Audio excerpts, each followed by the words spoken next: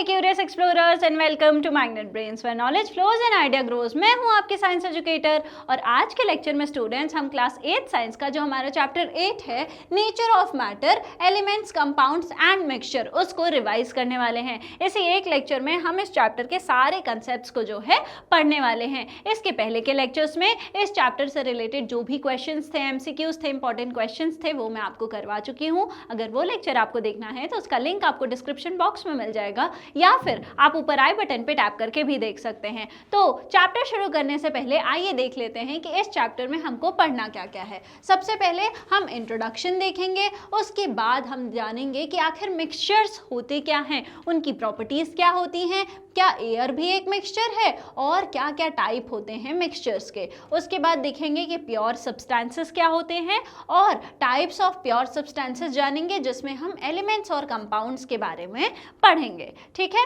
उसके बाद how do we use elements, compounds and mixtures. हम ये जो मिक्सचर्स हैं आखिर इनको कैसे यूज कर सकते हैं, ये जो एलिमेंट्स हैं, कंपाउंड्स हैं, इनका क्या यूज है हम वो जानेंगे। और फिर हम देखेंगे कि आखिर मिनरल्स क्या होती हैं। ठीक है, आइए शुरू करते हैं। तो प्रॉब एंड बॉन्डर में सबसे पहले हम क्या करेंगे, सबसे पहले हम क्वेश्चंस पूछेंगे। तो जो आपको पिक्चर यहाँ पर दी गई है, जो आपके बुक में जो है फर्स्ट पेज पर देखने को मिलती है, उसमें से क्या चीज़ मैटर है और क्या नहीं है ये आपको जो है पता लगाना है। तो इसमें जो भी चीज़ जिसके पास मास है, जो थोड़ा सा स्पेस ऑक्यूपाई करती है, हर वो चीज़ मैटर कहलाती है। तो ये ट्री हो गई, बुक हो गई, बॉल हो गई, बैग हो गया, ये सारी चीज़ें जो है मैटर हैं। व्हेयरएज जो सनलाइट है, जो शैडो है, ये क्या है, इनके पास कोई जो है अपना मास नहीं है, स्पेस ऑक्यूपाई नहीं कर रही हैं, तो ये क्या है, ये जो है हमारी मैटर की कैटेगरी में नहीं आती हैं। ठीक है, आप किसी भी एलिमेंट को कंबाइन करते हैं तो क्या वो कंपाउंड बन जाता है और कैसे बनता है ये भी हम इसी चैप्टर में देखेंगे। मान लीजिए हमने कोई ऐसी डिस्कवरी करी कि एक ऐसी चीज है जो कि कार्बन डाइऑक्साइड गैस को जो है अब्जॉर्ब कर ले रही है एयर से, तो ये जो है हमारे जो इन्वायरमेंटल प्रॉब्लम्स हैं, जो चैलेंजेस हैं, उसको सॉल्व करने में तो बहुत हेल्पफुल होगा। क्या कोई ऐसी चीज़ है, ये भी जो है हम इसी चैप्टर में जानेंगे। अगर आपके कोई क्वेश्चंस हैं तो आप मुझसे जो है कमेंट बॉक्स में पूछ सकते हैं। आइए चैप्टर शुरू करते हैं। Have you ever wondered what the world around you is made up of? क्या आपने सोचा है कि आपके आसपास की दुनिया आखिर किस चीज़ से बनी हुई है? अपने आसपास देखिए, जो सीढ़ी है, जो एयर आप जो है जिसमें सांस ले रहे हैं, जो पानी है आपकी बॉटल में, जो खाना है, आपके कपड़े, जूते, जो किताब है, जो ट्री है, जो जिस गेंद से आप खेलते हैं, जो स्टिक कैरी कर रहे हैं, ये सारी चीज़ें क्या हैं? ये सारी की सारी चीज़ें जो हैं एग्जाम्पल है मैटर का। और मैटर के बारे में तो हम प्रीवियस चैप्टर में पढ़ ही चुके हैं। ठीक है, आपने और ये भी आपको पता है कि जो भी ये चीज़ें हैं वो किस चीज़ से बनी हैं। हर एक मैटर जो है वो अपने कॉन्स्टिट्यूएंट पार्टिकल से मिलकर बना होता है। टाइनी पार्टिकल जिनसे जुड़ के एक बड़ा मैटर बना होता है उसको हम कॉन्स्टिट्यूएंट पार्टिकल बोलते हैं। तो वो जो टाइनी पार्टिकल्स हैं उससे ही मिलके जो है मैटर बना होता है। बहुत सारी जो हमारे आसपास चीज़ें हैं वो सिर्फ एक सब्सटेंस नहीं है, बल्कि वो जो है दो या फिर दो से ज़्यादा सब्सटेंसेस से मिक्स होके जो है हमको बनी होती हैं। और जो है उनका जब आप केमिकल कॉम्पोजिशन देखेंगे, फिजिकल कॉम्पोजिशन देखेंगे, तब आपको पता चलेगा कि ये सिर्फ एक ही चीज़ नहीं है, अलग अलग तरीके की चीज़ों से मिलके जो है ये सब्सटेंस बना हुआ है। तो अब हम क्या करेंगे, ये ही जो अलग अलग चीज़ों से मिल के कोई नई चीज़ बन रही है, यही जो है हम इस चैप्टर में जानेंगे। ठीक है, तो आइए शुरू करते हैं और जानते हैं कि आखिर मिक्सचर होता क्या है। ठीक है, तो आपने क्या कभी सोचा है कि ये जो पोहा आप खाते हैं वो कैसे बनता है, कैसे जो है आपका जो स्प्राउट का सैलेड होता है वो इतना अच्छा जो है बन जाता है। भले ही ये जो डिशेस हैं वो आपको बहुत अलग लग रही होंगी, लेकिन इनमें जो है एक चीज़ है जो कॉमन है। क्या है कि ये दोनों ही चीज़ें जो हैं अलग अलग इंग्रेडिएंट्स के मिक्स होने से बनी हुई हैं। ठीक है, तो ये कैसे बनी है, इसमें जो है अलग अलग इंग्रेडिएंट्स को फिजिकली क्या किया गया है, मिक्स किया गया है। ठीक है, हम ऑब्जर्व करते हैं कि मिक्सिंग जो है सब्सटेंसेस की हमारी डेली लाइफ में बहुत सारी जगह हमको देखने को मिलती है। जैसे कि शुगर को आपने क्या किया, पानी में डाल दिया, वो भी एक मिक्सचर है। और जो आपका सूप बन रहा है, अलग अलग चीज़ें उसमें जा रही हैं, जो आपका लेमनेड है, वो सब किस चीज़ का एग्जाम्पल है, ये हर चीज़ जो है मिक्सचर का ही एग्जाम्पल है। तो जब दो या दो से ज़्यादा चीज़ें जो हैं मिक्स होती हैं आपस में, और उसमें हर चीज़ जो मिक्स हुई है वो उसकी प्रॉपर्टी अपनी बनी रहती है। जैसे स्प्राउट सैलेड में मान लीजिए आपने जो है चने लिए हैं, उसमें आपने मूंग डाली है, उसमें आपने जो है प्याज, टमाटर, खीरा ये सब डाला है, तो क्या है उसमें आप जब मिक्स कर देंगे उनको तो भी आपको स्प्राउट भी दिखेगा, आपको जो है आपका खीरा, टमाटर, आपके मूंग, सब चीज़ें जो हैं उसमें मिक्सिंग के बाद भी दिखती रहेंगी। तो हर चीज ने अपनी प्रॉपर्टी मिक्स होने के बाद भी रिटेन रखी है। ठीक है, तो जब दो या दो से ज्यादा चीजें आपस में मिक्स होती हैं, जहां पे हर सब्सटेंस जो उसमें मिक्स हुआ है उसकी प्रॉपर्टी रिटेन रहती है, उसको हम मिक्सचर कहते हैं। और जो अलग अलग चीजें जो मिक्स हुई हैं, जैसे आपका जो स्प्राउट हो गया वो एक सब्सटेंस है, उसको हम कंपोनेंट बोलेंगे, मूंग को दूसरा कंपोनेंट बोलेंगे, प्याज, टमाटर, खीरा ये सारे इंडिविजुअली जो है क्या कहलाते हैं, कंपोनेंट्स कहलाते हैं। इन्हीं इंडिविजुअल जो कंपोनेंट्स हैं, जो सब्सटेंसेस हैं, उनको हम मिक्स करके क्या बना लेते हैं, मिक्सचर बना लेते हैं। तो कंपोनेंट जब मिक्स होते हैं तो क्या फॉर्म होता है, मिक्सचर का जो है फॉर्मेशन होता है। ठीक है, जो कंपोनेंट्स होते हैं मिक्सचर के वो एक दूसरे से केमिकल रिएक्शन नहीं करते हैं, यहाँ पे सिर्फ मिक्सिंग हो रही है, फिजिकल मिक्सिंग, कोई भी नया केमिकल रिएक्शन नहीं हो रहा है। कुछ मिक्सचर्स में जैसे कि जो कंपोनेंट्स हैं, जैसे कि आपका जो है ग्रीन ग्राम हो गया, चिक पीस हो गए, अनियन हो गए, टमेटो हो गया, जो आपने स्प्राउट सैलेड में डाला वो आप इजीली देख सकते हैं। आपने जब स्प्राउट सैलेड बनाया तो इसमें जो भी चीज़ें आपने डाली थी वो क्या है, इजीली आप अपनी आंखों से जो है देख पा रहे थे। ठीक है, सच मिक्सचर्स जहां पर जो अलग अलग कंपोनेंट्स हैं वो इजीली आपकी आंखों से दिख रही हैं या फिर आप जो है मैग्नीफाइंग डिवाइस से देख पाते हैं, उनको हम क्या कहते हैं, नॉन यूनिफॉर्म मिक्सचर कहते हैं। उनको हम क्या कहते हैं कि ये नॉन यूनिफॉर्म नेचर के मिक्सचर हैं। ठीक है, तो ऐसी चीज़ें जहाँ पर हम इजीली जो है चीज़ें देख पा रहे हैं कि अच्छा यहाँ मिक्सिंग हुई है, वहाँ पर अब जैसे आपने मिक्स किया है, क्या आपने जो है स्प्राउट लिया है, आपने जो है उसमें सब्जियाँ डाली हैं, आपने जब एक स्पून में उठाया और दूसरी स्पून में उठाया, ठीक है, तो आप देखेंगे कि दोनों में बिल्कुल इक्वल नहीं उठेगा। किसी में हो सकता है कि 4 चने और 2 जो है आपकी मूंग हो, किसी में हो सकता है बहुत सारी मूंग और थोड़े चने उठे हों। इसका मतलब क्या है, उस मिक्सचर में एक तो सारी चीज़ें अपनी अपनी हमको इंडिविजुअली दिख रही हैं कि किस किस चीज़ से मिलके ये बना है, दूसरी चीज़ें इवन डिस्ट्रीब्यूशन पॉसिबल नहीं है, तो इसलिए हम उसको नॉन यूनिफॉर्म जो है हम कहते हैं। ठीक है, एक जगह से दूसरी जगह जो कॉम्पोजिशन है उसका वो क्या करता है, उस मिक्सचर में वेरी करता है। ठीक है, अलग अलग जो कंपोनेंट्स है वो विजिबल हो सकते, विजिबल है और आप उसको जो है फिजिकल मेथड से सेपरेट भी कर सकते हैं। ठीक है, ये सिर्फ आप मिक्सचर में कर सकते हैं। ऑलराइट, तो क्या आप आइडेंटिफाई करते हैं, कुछ कर सकते हैं, कुछ और एग्जांपल्स नॉन यूनिफॉर्म मिक्सचर के आपके आसपास?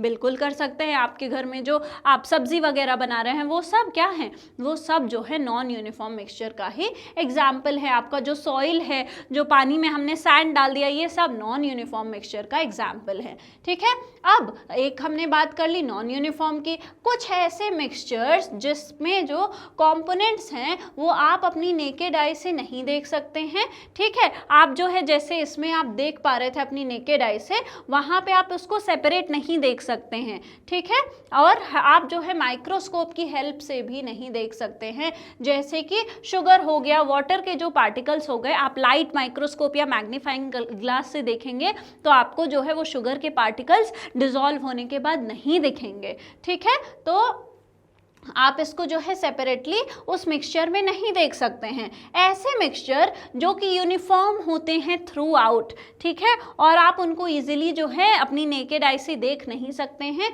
उनको हम यूनिफॉर्म मिक्सचर कहते हैं, ठीक है। ऐसे मिक्सचर जहाँ पे जो कंपोनेंट्स हैं उनका डिस्ट्रीब्यूशन कैसा है, बिल्कुल इवन डिस्ट्रीब्यूशन है और उसको डिस्टिंग्विश नहीं किया जा सकता है, ऐसे मिक्सचर्स को हम यूनिफॉर्म मिक्सचर कहते हैं, ठीक है। आ गई बात समझ में।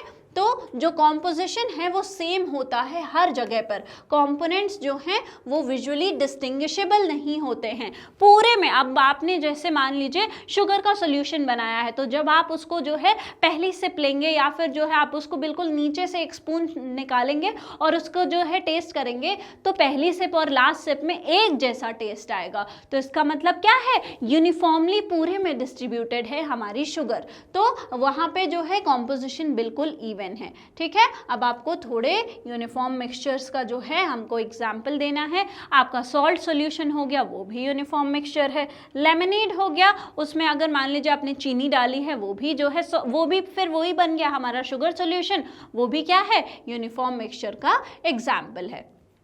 अब मिक्सचर में आते हैं एक और चीज़, अलॉयज, आइए उसके बारे में जान लेते हैं। डू यू नो दैट जो हमारी स्टेनलेस स्टील है वो भी मिक्सचर है। जो हमारे घर पे स्टील के बर्तन होते हैं वो क्या है, वो जो स्टेनलेस स्टील है वो कोई जो है एलिमेंट नहीं है, वो जो है मिक्सचर है, ठीक है। उसमें आयरन, निकल, क्रोमियम और थोड़े अमाउंट में कार्बन भी प्रेजेंट होता है। स्टेनलेस स्टील किस चीज़ से बनती है, आयरन, निकल, क्रोमियम और थोड़ा सा उसमें कार्बन भी प्रेजेंट होता है। ये मिक्स्ड होते हैं, इतनी यूनिफॉर्मली मिक्स्ड होते हैं, बिल्कुल जो है एक जैसा कॉम्पोजिशन पूरे में होता है, ठीक है, कि जो एंटायर मिक्सचर है वो एक जैसा लगता है पूरे में, और आप उसको जो है अपनी नेकेड आई से नहीं देख पाएंगे कि अच्छा हम आयरन अलग से देख पा रहे हैं, कार्बन अलग से देख पा रहे हैं, निकल, क्रोमियम अलग से देख पा रहे हैं, ऐसा नहीं होता। बिल्कुल यूनिफॉर्म डिस्ट्रीब्यूशन जो है इन चीज़ों का होता है। लेकिन यहाँ पे ये चीज़ें आपस में केमिकली जो है रिएक्ट नहीं कर रही हैं, इसलिए हम इसको सिर्फ मिक्सचर बोलते हैं, क्योंकि इन चीज़ों का सिर्फ जो है क्या हुआ है, मिक्सिंग हुई है, केमिकल रिएक्शन जो है नहीं हुआ है। और इनको हम क्या बोलते हैं, ऐसे मिक्सचर्स को हम जो है अलॉय बोलते हैं। उसका एक और एग्जाम्पल है ब्रास, जो कि कॉपर और जिंक से बना होता है। एक और एग्जाम्पल है ब्रॉन्ज, जो कि कॉपर और टिन से जो है बना होता है। तो अलॉय और अलॉयज के एग्जाम्पल ये हमने देख लिए हैं, ये इंपॉर्टेंट है और आपको याद रखने हैं। ऑलराइट, आइए आगे बढ़ते हैं। अब आर साइंटिफिक हेरिटेज में आइए देखते हैं कि क्या है। तो मिश्र लोहा क्या था, ये नाम दिया गया था जब हम जो है दो या दो से ज़्यादा मेटल्स को जो है आपस में मिक्स करते थे और उनकी प्रॉपर्टीज़ जो हैं एक दूसरे से बिल्कुल जो है अलग रहती थी, बिल्कुल डिस्टिंक्ट रहती थी वैसी, ठीक है, कि जो भी नई चीज़ बनी है वो क्या है, उसकी बिल्कुल डिस्टिंक्ट प्रॉपर्टीज़ हैं, ठीक है। जो हमारी एंशियंट टेक्स्ट हैं उसमें क्या है, जैसे कि कुछ एंशियंट टेक्स्ट के नाम हैं, जैसे कि चरक संहिता, सुश्रुत संहिता, राष्ट्ररत्न, समूच, राष्ट्र जल निधि, इन सब में जो है मेंशन आता है किसका, अलॉयज का। जो दो या दो से ज़्यादा चीज़ें हमने क्या करा, मिक्स करा, उनका केमिकल रिएक्शन नहीं हुआ, मिक्स करके हमने जो है एक अलॉय बनाया, ठीक है। इन अलॉयज का जो है इन सारे एंशियंट टेक्स्ट में क्या आता है, वहाँ पे आपको देखने को मिलेगा कि इन सारे मेंशन वहाँ पर किया गया है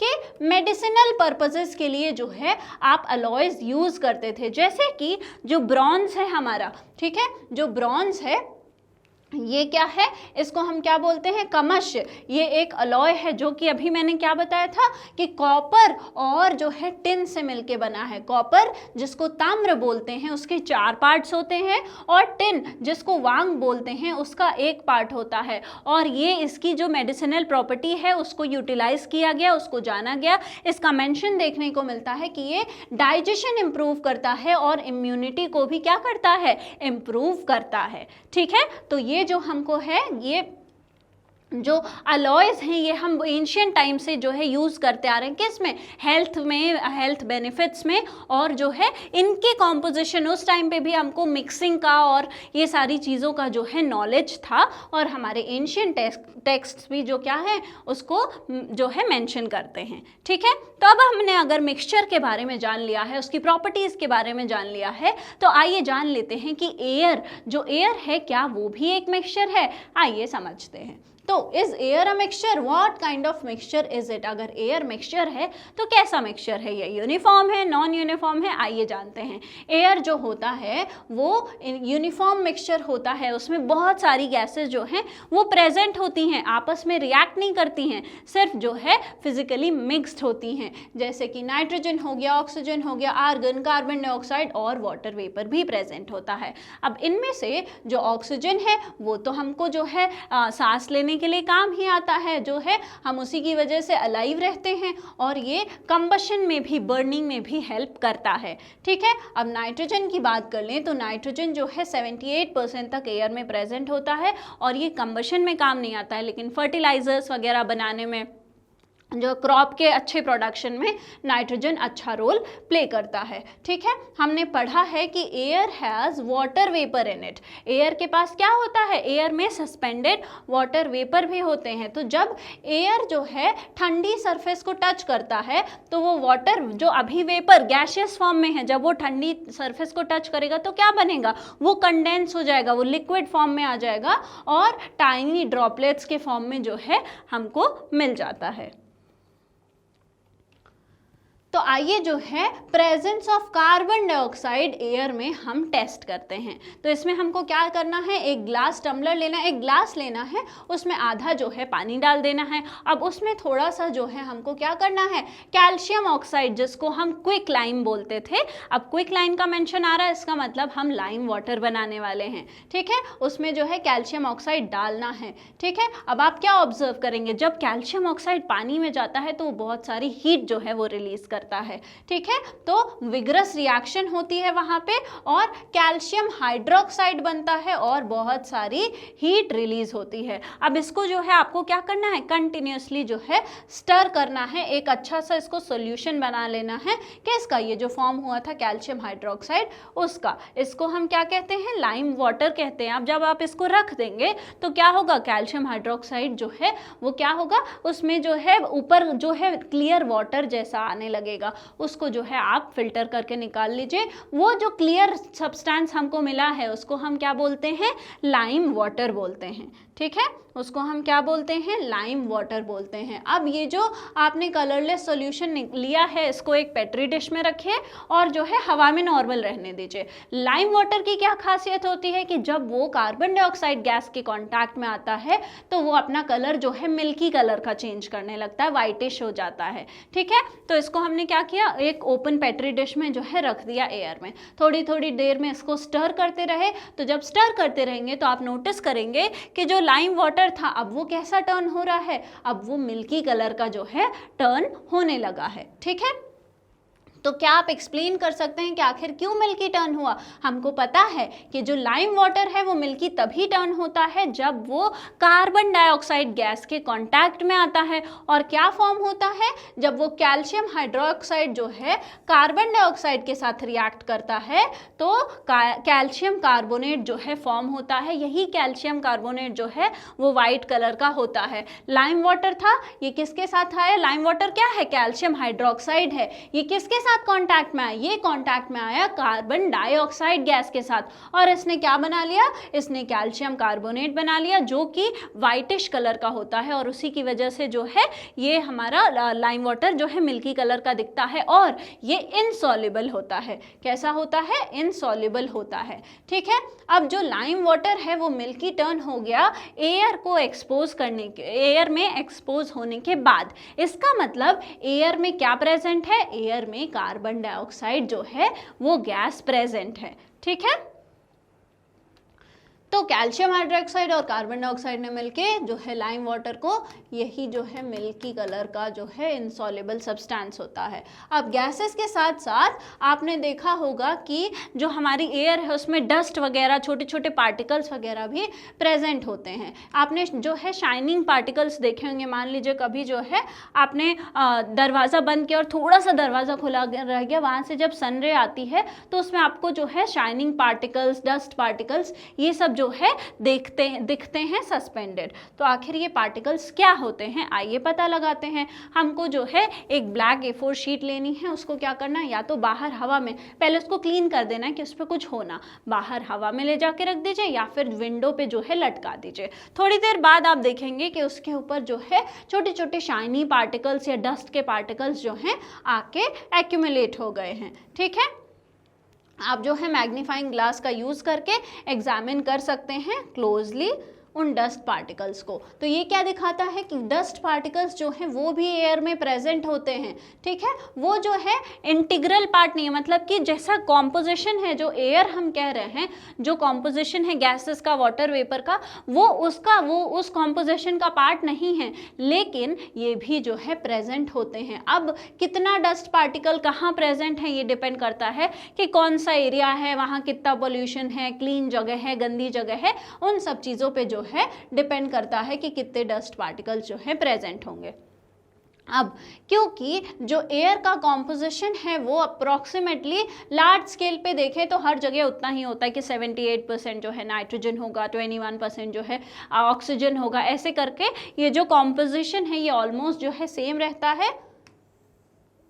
इसलिए हम क्या कहते हैं कि यूनिफॉर्म मिक्सचर है हमारा एयर। ठीक है, एयर मिक्सचर है, लेकिन किस तरीके का मिक्सचर है, यूनिफॉर्म मिक्सचर है। यूनिफॉर्म को ही हम होमोजीनियस मिक्सचर भी बोलते हैं, बिल्कुल एक जैसा इवन डिस्ट्रीब्यूशन है हर जगह पर। ठीक है,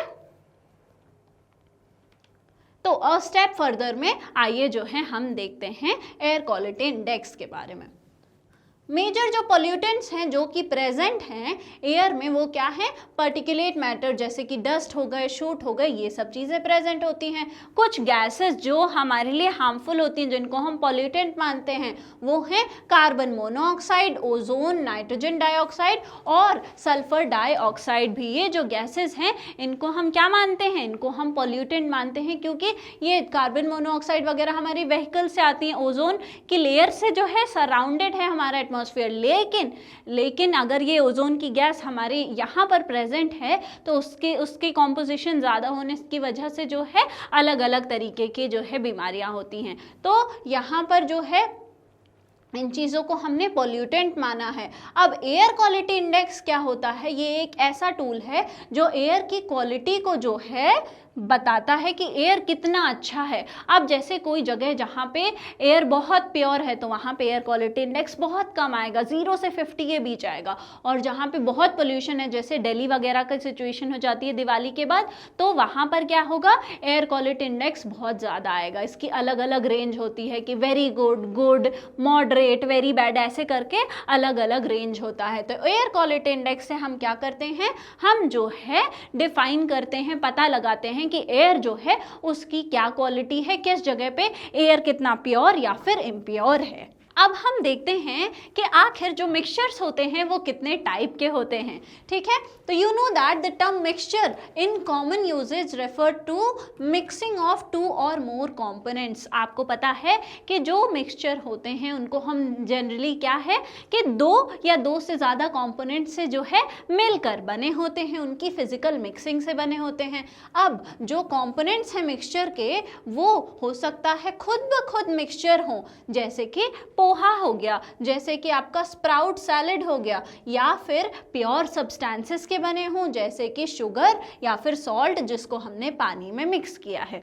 ठीक है, तो अब जैसे कोई ऐसी चीज़ है, मान लीजिए जो है आपने जो है कोई यही चलिए मान लीजिए पोहा ले लेते हैं। ठीक है, पोहे में क्या डाला हमने, पोहे में हमने डाला है कुछ नमकीन डाल दी। नमकीन में कुछ ऐसी चीज़ें हैं जो ऑलरेडी किसी और चीज़ के मिक्सचर से बनी हैं। नमकीन में जो है ऑलरेडी मान लीजिए जो है बेसन पड़ा हुआ है, सॉल्ट पड़ा हुआ है, वो ऑलरेडी मिक्सचर है, उसको हमने नया मिक्सचर बनाने के लिए जो कि पोहा है उसको यूज कर लिया। तो एक मिक्सचर को मिक्स करके हमने दूसरा मिक्सचर बनाया, एक ये तरीका हो गया। या फिर दूसरा तरीका है कि प्योर सब्सटेंस जैसे कि शुगर लिया, तो शुगर के पास क्या है, सिर्फ शुगर के ही पार्टिकल्स हैं, उसको हमने वाटर में जो है मिक्स किया। ठीक है, तो दो तरीके होते हैं हमारे मिक्सचर बनाने के, लेकिन साइंस जो है सिर्फ प्योर सब्सटेंस से बने हुए मिक्सचर्स को ही मिक्सचर मानती है, वो ये जो एग्जाम्पल हमने लिया उसको मिक्सचर नहीं मानती है। ठीक है, मिक्सचर जो हैं वो अलग अलग टाइप के हो सकते हैं, डिपेंड करता है कि जो फिजिकल स्टेट है उनके कंपोनेंट्स का वो क्या है। कुछ मिक्सचर्स और उनके एग्जाम्पल्स जो हैं वो हमको टेबल 8.1 में दिए हुए हैं। ठीक है, अब जैसे गैस और गैसेस के साथ और भी गैसेस मिक्स्ड हैं एयर में, तो ये कैसा है मिक्सचर, मैंने बताया था यूनिफॉर्म मिक्सचर है। अब देखते हैं गैस और लिक्विड। गैस और लिक्विड जो है जैसे कि एरिएटेड वाटर, सोडा वाटर में क्या कार्बन डाइऑक्साइड गैस जो है वो प्रेजेंट होती है, ऑक्सीजन जो है पानी में जो डिसॉल्व होता है उसमें जो है इवनली डिसॉल्व होता है। तो ये क्या है, ये भी जो है यूनिफॉर्म मिक्सचर है। अब बात करें सॉलिड और गैस का, जैसे कि कार्बन के पार्टिकल्स एयर में। अब जो कार्बन के पार्टिकल्स एयर में है, मान लो कोई बहुत प्योर जगह है वहां पे कम होंगे, कोई इम्प्योर जगह है जहां पोल्यूशन ज्यादा है वहां पर ज्यादा होंगी। तो ये जो है इसका जो कॉम्पोजिशन है, जो इसका डिस्ट्रीब्यूशन है वो इवन नहीं है, इसलिए हम उसको नॉन यूनिफॉर्म बोलेंगे। अब लिक्विड में लिक्विड मिक्स कर दिया, जैसे कि हमने एसिटिक एसिड जब वाटर में मिक्स किया, विनेगर बनाया, ये कैसा सॉल्यूशन बना, ये यूनिफॉर्म मिक्सचर बना। वेयर एज जब आपने ऑयल और वाटर में, आप पानी में ऑयल डालते हैं तो क्या वो मिक्स हो जाता है, वो मिक्स नहीं होता है, उसको हम क्या बोलते हैं, नॉन यूनिफॉर्म मिक्सचर बोलते हैं। ठीक है, तो एसिटिक एसिड और क्या बना, हमारा यूनिफॉर्म बना, और ऑयल और वाटर जो है नॉन यूनिफॉर्म मिक्सचर बना। ठीक है, अब सॉलिड और लिक्विड की अगर बात करें तो जो सॉलिड है और अगर वो लिक्विड में प्रेजेंट है, जैसे कि हमने पानी की ग्लास में जो है सैंड डाल दिया, वो क्या है, ये जो है नॉन यूनिफॉर्म है। ठीक है, और सी वाटर, पूरा जो सी है उसमें इवनली डिस्ट्रीब्यूटेड है। हमारा जो सॉल्ट है, सॉल्ट जो है पूरे वाटर को क्या करता है, सॉल्टी बना देता है। तो ये कैसा है, ये यूनिफॉर्म मिक्सचर है। ठीक है, अब लास्ट में बात कर लेते हैं सॉलिड एंड सॉलिड की। ये क्या है, बेकिंग पाउडर जो है, जो कि बेकिंग सोडा और टार्टरिक एसिड से बना है। आप देखेंगे तो बेकिंग सोडा और टार्टरिक एसिड जो है इवनली डिस्ट्रीब्यूटेड होते हैं, और जो हमारे अलॉयज हैं वो क्या हैं, वो भी मैंने अभी आपको क्या बताया था, अलॉय जो है यूनिफॉर्म मिक्सचर का जो है एग्जाम्पल होते हैं। तो ये दोनों ही जो है यूनिफॉर्म मिक्सचर्स हैं। आ गई बात समझ में, इस तरीके से जो है हमको ये टेबल को फिल करना है। ठीक है, आगे बढ़ते हैं। अब आपने जो है पुरानी क्लासेस में पढ़ा था कि सेपरेशन कैसे करते हैं मिक्सचर्स का। ठीक है, हम जो है सेपरेशन क्यों करते हैं, ताकि जो कंपोनेंट्स हैं, जिन चीज़ों से मिक्स होके वो मिक्सचर बना है, वो हमको क्या मिले, वो जो है हम मिक्सचर से सेपरेट हो जाए, हमको जो कंपोनेंट्स हैं वो अलग अलग मिल जाए। इसलिए जो है हम सेपरेशन के मेथड्स को ट्राई करते हैं। अब जो एग्जाम्पल हम जो है डिस्कस करते हैं अपनी एवरीडे लाइफ से, वहाँ पर क्या है, जो सेपरेशन है वो इसलिए किया जा रहा है ताकि कंपोनेंट्स जो हैं वो क्या करें, हमारे जो सारे कंपोनेंट्स हैं वो हमको अलग अलग मिल जाएं। लेकिन अब साइंस की बात करें, जैसे साइंस जो है पोहा वगैरह को मिक्सचर नहीं मानता, सिर्फ प्योर सब्सटेंस से बनी हुई चीज़ों को मिक्सचर मानता है, वैसे ही साइंस में जो पर्पस है सेपरेशन का वो क्या है कि जिन चीज़ों से मिलकर वो मिक्सचर बना है उनको हम प्योर फॉर्म में जो है पा सकें। इसलिए हम साइंस में जो है किसी भी प्रोसेस ऑफ सेपरेशन को अपनाते हैं। ठीक है, आ गई बात समझ में। आइए, तो आपने क्या कभी नोटिस किया है कि प्योर सब्सटेंसेस के बारे में अब हम पढ़ रहे हैं, तो आपने क्या कभी नोटिस किया है जो दूध के पैकेट हैं, घी हैं, मसाले हैं, उन पे जो है प्योर लिखा होता है। वर्ड जो है प्योर, इसका क्या मतलब है कि उसमें जो है जो सारी चीज़ें प्रेजेंट हैं वो बिल्कुल जो है असली हैं, उनमें कोई अडल्ट्रेशन नहीं है। ठीक है, जो वर्ड है प्योर, इसका मतलब क्या है कि हमारी नॉर्मल जो हमारी कॉमन यूज़ वाली लैंग्वेज है उसमें जो वर्ड है प्योर वो अलग होता है साइंस की टर्म्स में, ठीक है। यहाँ पर कॉमन यूसेज में जो है उसका मतलब क्या है, अनअडल्ट्रेटेड प्रोडक्ट। अडल्ट्रेशन का क्या मतलब होता है कि जो इलीगल प्रोसेस होती है जिसमें हम क्या करते हैं, जो हमारी चीज़ें हैं उसमें, जो हमारी कंज्यूम करने की खाने पीने की चीज़ें होती हैं उसमें हम क्या मिला देते हैं, उसमें कुछ ऐसी चीज़ें मिला देते हैं ताकि उनकी क्वांटिटी बढ़ जाए, या फिर हम मिला देते हैं ताकि वो जो है हमको क्या करे, बेनिफिट दे, मतलब benefit in terms of money only, not in terms of health,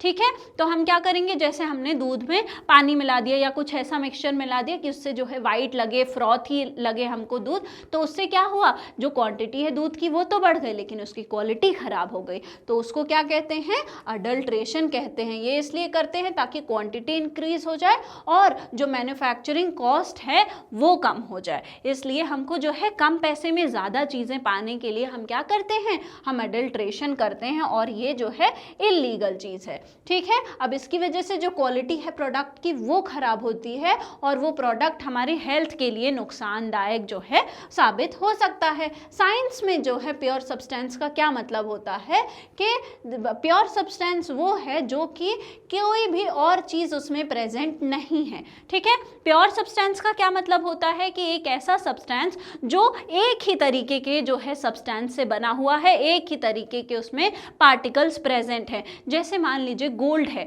तो गोल्ड को की अगर आप बात करें तो उसको उसमें पूरे के जो सारे पार्टिकल्स हैं वो किस चीज़ के हैं, अगर आपको इतना बड़ा गोल्ड का कॉइन है तो वो किससे बना है, टाइनी टाइनी गोल्ड के पार्टिकल्स से मिलके पूरा गोल्ड बना है, और सारे पार्टिकल्स किसके हैं, सिर्फ गोल्ड के प्रेजेंट हैं। अब बात कर लेते हैं वाटर के, तो वाटर जो पूरा हमको दिख रहा है वो किससे बना हुआ है, वो जो H2O है उससे बना हुआ, और उसमें सारे के सारे पार्टिकल्स किसके हैं, H2O के ही हैं। तो ये क्या कहलाते हैं, ये प्योर सब्सटेंस कहलाते हैं, क्योंकि इसमें कुछ और चीज़ नहीं प्रेजेंट है, एक ही तरीके का पूरा पार्टिकल जो है वो प्रेजेंट है, ठीक है। ये जो सारी चीज़ें हैं वो प्योर कंसिडर करते हैं। और अगर इम्प्योर कहेंगे, हम किस सेंस में इम्प्योर कहेंगे, अगर उसमें जो है, अभी प्योर सब्सटेंस का डेफिनेशन बताया, तो चीज़ें प्योर हैं लेकिन हम उनको इम्प्योर कब कंसिडर करेंगे, हम उनको इम्प्योर तब कंसिडर करेंगे जब वो एक से ज़्यादा सब्सटेंस से मिलकर बनी होती हैं,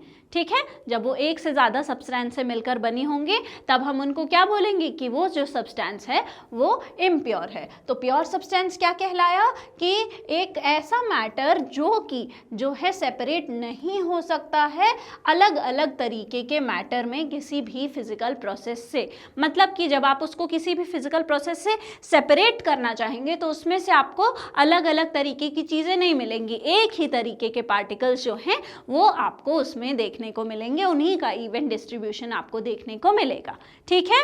आ गई बात समझ में कि प्योर सब्सटेंसेस क्या होते हैं।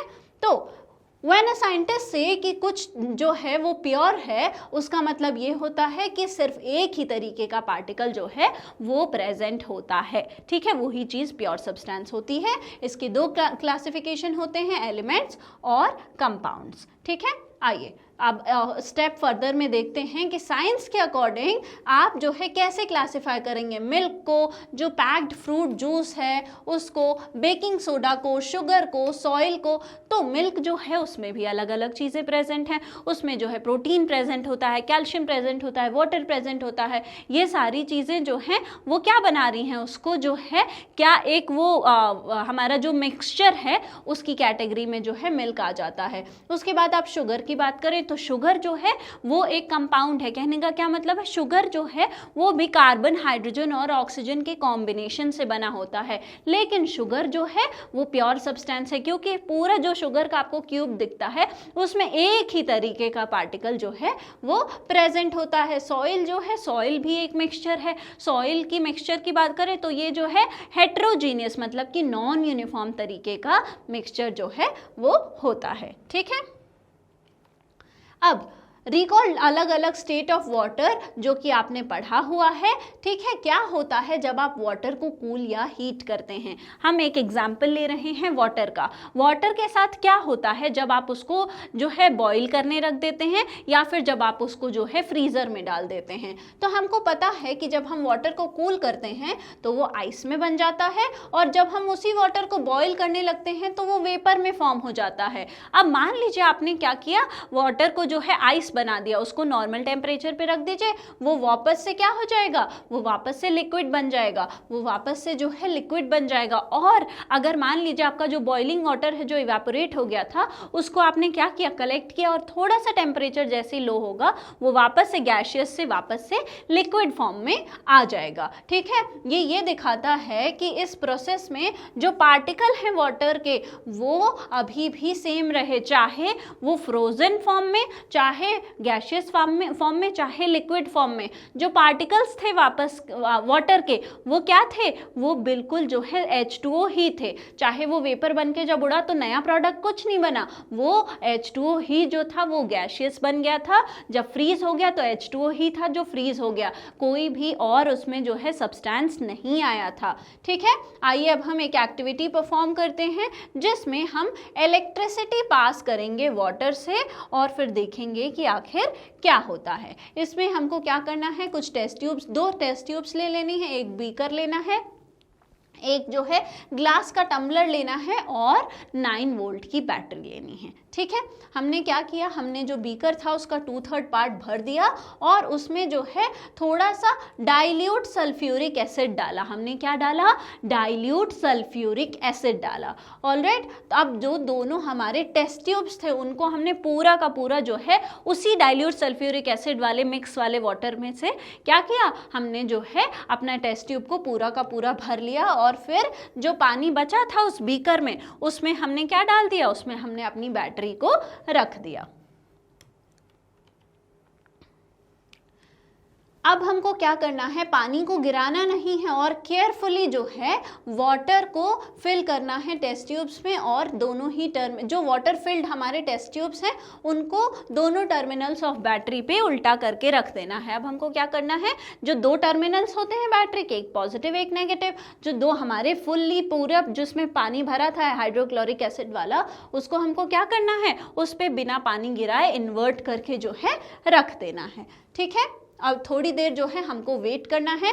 अब आप ऑब्जर्व करेंगे कि दोनों ही जो हमारे टेस्ट ट्यूब्स हैं उसमें क्या देखने को मिलेंगे, आपको बबल्स देखने को मिलेंगे, आपको जो है गैस जो है देखने को मिलेगी। 10 से 15 मिनट फिर हमको और वेट करना है और ऑब्जर्व करना है कि कौन से टेस्ट ट्यूब में जो है वो जो हमारा वॉल्यूम है गैस का वो ज़्यादा है, कम है, दोनों में इक्वल है, क्या है, ठीक है। हमको जो है 10 से 15 मिनट तक इस एक्सपेरिमेंट को क्या करना है, ऑब्जर्व करना है। तो जो वॉल्यूम है गैस का, क्या वो दोनों ही टेस्ट ट्यूब्स में है।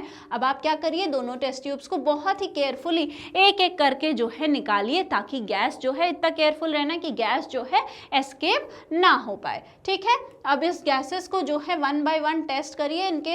इनका जो माउथ है, जो हमारा ये जो टेस्ट ट्यूब है, जब आप इसको निकालेंगे तो इसके माउथ के पास जो है आपको कैंडल लेकर जाना है, ठीक है। आपको जो है कैंडल लेकर जाना है दोनों ही टेस्ट ट्यूब के माउथ के पास, और फिर ऑब्जर्व करना है कि आखिर क्या होगा हर केस में, कौन सा गैस प्रेजेंट है दोनों टेस्ट ट्यूब में, ये आपको क्या करना है, ये आपको जो है पता लगाना है, ठीक है। आइए पता लगाते हैं। तो एक केस ये भी हो सकता है कि जो गैस है कहीं ऐसा तो नहीं कि वाटर वेपर है। वाटर वेपर जो है हो सकता है कि जो वो वाटर हो वो ही वेपर बनकर निकल गया हो, है ना, और वही जो है हमको गैस के फॉर्म में दिख रहा हो। तो these gases are not water vapor, otherwise they would have condensed back to form water। अब यहाँ पर क्या हो रहा है, यहाँ पर जो है आपने देखा कि वाटर प्रेजेंट है और जो हमारी बैटरी है उसकी वजह से जब हमने डाला उसके बाद मतलब गैस फॉर्म होने लगा। लेकिन वाटर जो है वो तो वापस से कूल डाउन हो जाना चाहिए, क्योंकि हीट तो कहीं से मिल नहीं रही है उसको। तो आखिर अगर मान लो कि वाटर वेपर था तो हीट उसको नहीं मिल रही है, तो वापस से जो वाटर है वो तो कंडेंस हो जाना चाहिए, जो वाटर है हमारा लिक्विड बन जाना चाहिए। लेकिन ऐसा नहीं हो रहा है, जो हमारा गैस है वो गैस फॉर्म में ही एग्जिस्ट कर रहा है। इसका मतलब क्या है कि जो वाटर वेपर हम कह रहे हैं वो प्रेजेंट नहीं है, ये कोई गैस है। और आइए हम इसको जो है आइडेंटिफाई करते हैं। ठीक है, तो अब हम क्या करेंगे, हमने क्या किया था कि उन दोनों के पास क्या लाए थे, हम बर्निंग कैंडल जो है उसके, जो हमारे दोनों टेस्ट ट्यूब हैं उसके माउथ के पास ले आए थे। ठीक है, आप एक पॉप साउंड जो है सुनेंगे, जब जो इंडिकेट करेगा कि क्या है, हाइड्रोजन गैस जो है प्रेजेंट है। एक टेस्ट ट्यूब के माउथ के पास जब आप ले आएंगे तो आप सुनेंगे कि ऐसे पॉप साउंड करके जो है बर्निंग हुई। तो ये क्या इंडिकेट करेगा, पॉप साउंड जब आता है तो कौन सा गैस जो है प्रोड्यूस करता है, हाइड्रोजन गैस जो है वो पॉप साउंड को प्रोड्यूस करता है। और दूसरे टेस्ट ट्यूब में क्या होगा, जो फ्लेम है बर्निंग कैंडल का वो ब्राइटली ग्लो करेगा। जो बर्निंग कैंडल है हमारी उसका जो फ्लेम है वो कैसे ग्लो करेगा, वो और ब्राइट हो जाएगा। और बर्निंग को कौन सपोर्ट करता है, बर्निंग को सपोर्ट करता है ऑक्सीजन गैस। इसका मतलब कि दूसरे वाले केस में जो गैस निकल रही है वो क्या है, वो जो है ऑक्सीजन गैस है। तो इस एक्टिविटी से हमने क्या देखा, इस एक्टिविटी से हमने ये सोचा कि एक तरफ ऑक्सीजन गैस निकली, एक तरफ हाइड्रोजन गैस निकली। इसका मतलब हाइड्रोजन और ऑक्सीजन ने ही मिलके वो जो वाटर है उसको बनाया था। तो वाटर किससे मिलकर बना होता है, हाइड्रोजन और ऑक्सीजन से। ठीक है, ये हमने जो है इस एक्सपेरिमेंट से पता लगा लिया। एवर हर्ड ऑफ में आइए देखते हैं कि आज क्या है। अब वहाँ पर जो चीज़ हुई थी, कैसे हाइड्रोजन और ऑक्सीजन गैस अलग हुए थे, ये हम देखने वाले हैं। जब इलेक्ट्रिक करंट जो है पास होता है वाटर से, हमने क्योंकि बैटरी लगाई थी तो उसमें क्या हुआ, इलेक्ट्रिक करंट जो है पास हुआ। जब वो वाटर से पास होता है तो वो क्या करता है, हाइड्रोजन और ऑक्सीजन को अलग अलग तोड़ता है। और इसको क्या कहते हैं, इलेक्ट्रोलिसिस ऑफ वाटर। क्या कहते हैं, इलेक्ट्रोलिसिस, मतलब कि इलेक्ट्रिसिटी की हेल्प से टूट रहा है। लिसिस का मतलब होता है टूटना।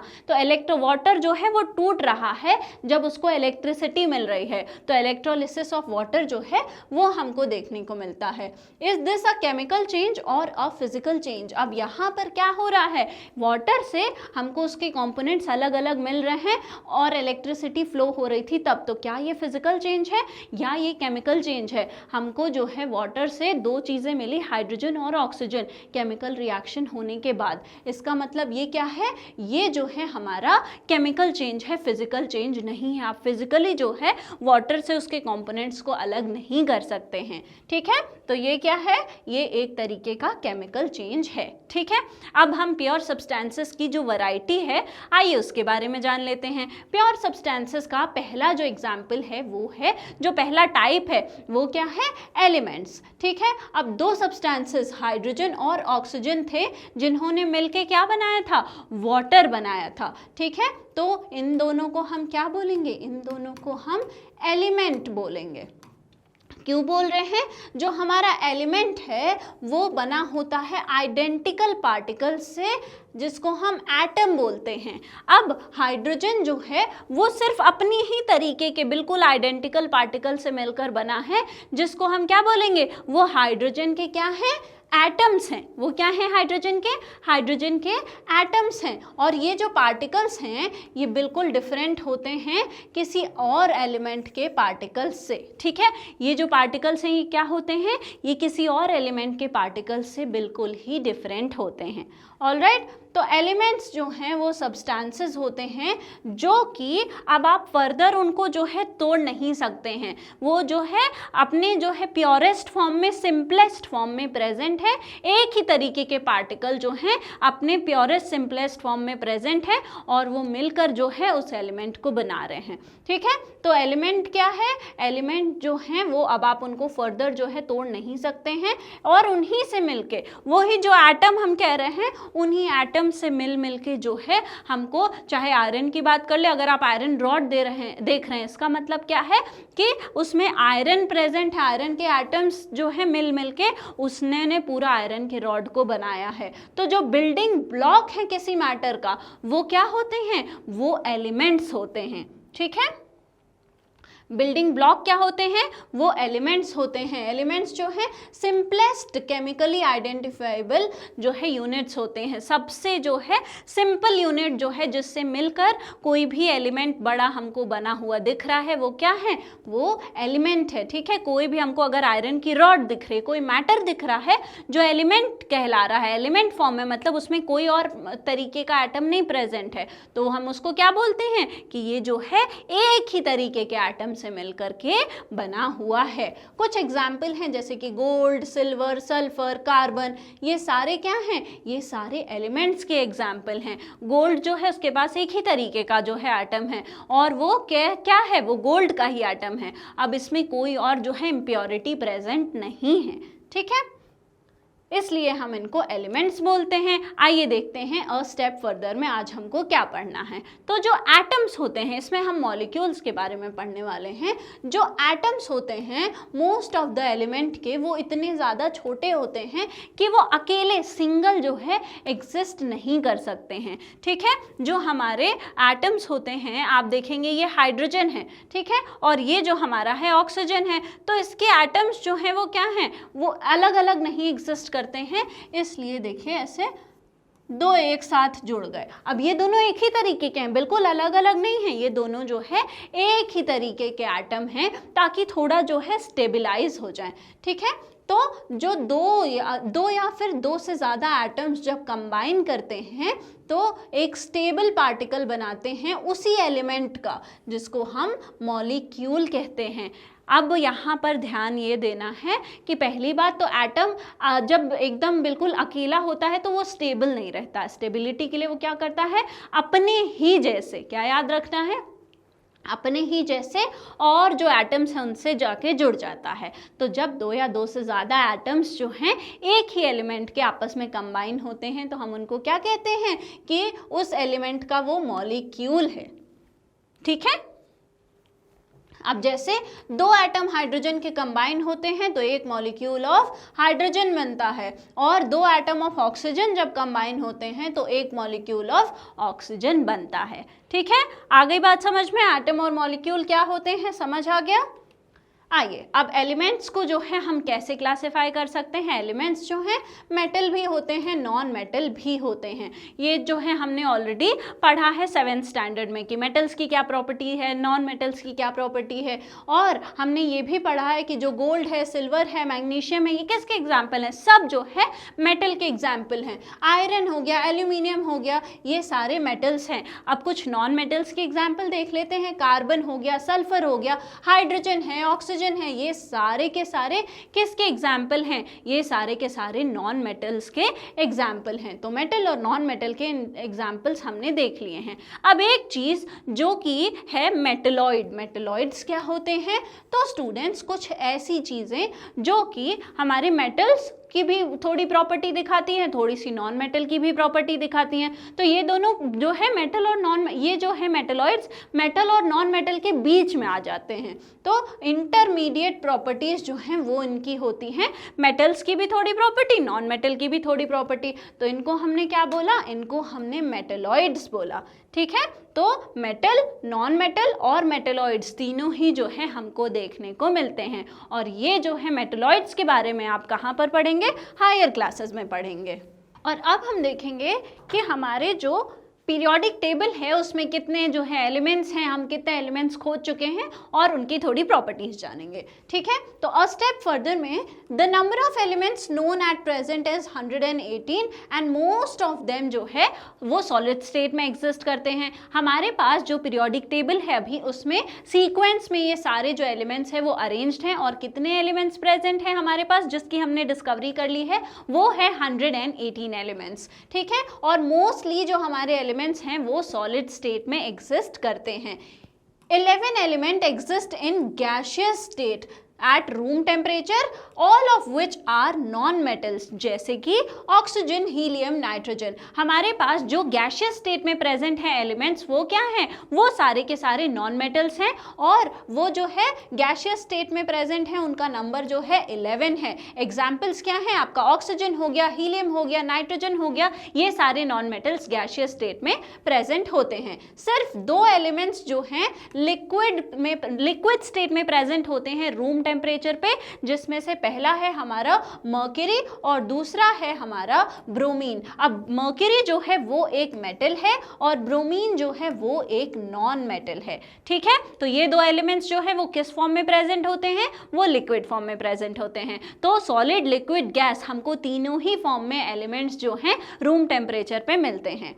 Although gallium and cesium are solid elements, they become liquid at a temperature around 30 degree and turn into liquid। ठीक है, अब मान लीजिए हमारे जो दो एलिमेंट्स हैं गैलियम और सीजियम, ये किस फॉर्म में प्रेजेंट होते हैं ओरिजिनली, ये ओरिजिनली सॉलिड फॉर्म में होते हैं, लेकिन जैसे ही अराउंड 30 डिग्री सेल्सियस तक टेम्परेचर जाता है ये क्या किस फॉर्म में आ जाते हैं, ये लिक्विड फॉर्म में आ जाते हैं। अब 30 degree Celsius is equal to 303 Kelvin भी होता है। केल्विन भी टेम्परेचर को मेजर करने का एक स्केल होता है। 1 degree Celsius equals to 273 Kelvin होता है। इसीलिए जो है 30 डिग्री सेल्सियस कितना हो गया, 303 केल्विन, मतलब कि 273 प्लस 30। ऑलराइट, तो इसको देख के बिल्कुल भी कंफ्यूज नहीं होना है। हमने अलग अलग स्टेट में देख लिया कि हमारे जो एलिमेंट्स हैं वो प्रेजेंट होते हैं या नहीं। मोर दैन जो 45 डिफरेंट एलिमेंट्स हैं, जैसे कि आपका एल्यूमिनियम हो गया, आपका जो है कॉपर है, सिलिकॉन है, कोबाल्ट है, लिथियम है, गोल्ड है, सिल्वर है, ये जो आप फ़ोन चलाते हैं उसकी बैटरी हो गई, डिस्प्ले हो गया, बॉडी पार्ट हो गए, उसको बनाने में हेल्प करते हैं। ठीक है, तो 45 से भी ज़्यादा एलिमेंट्स जो हैं हमारे अलग अलग कंपोनेंट ऑफ मोबाइल फ़ोन को बनाने में जो है हेल्प करते हैं, यूज़ में लाए जाते हैं। ऑलराइट, कंपाउंड्स क्या होते हैं, आइए हम ये देख लेते हैं। अभी हमने क्या देख लिया, एलिमेंट्स क्या होते हैं, अब हम देख लेते हैं कि आखिर कंपाउंड्स जो हैं वो क्या होते हैं। तो why can not we separate hydrogen and oxygen present in water by physical means. हम जो हैं, जो हाइड्रोजन और ऑक्सीजन हैं, जो कि मिलके क्या बना रहे हैं, फिक्स रेशियो में जब मिलेंगे तो वो बनाएंगे वाटर। ठीक है, तो हम उसको जो है फिजिकल मीन्स से क्यों नहीं सेपरेट कर सकते हैं। जब आपने जो है मान लीजिए फिजिकल मीन्स का मतलब मान लीजिए पानी को बॉईल करने रख दिया, तो क्या जब वेपर बनता है तो हाइड्रोजन और ऑक्सीजन अलग अलग हो जाता है, ऐसा नहीं होता है।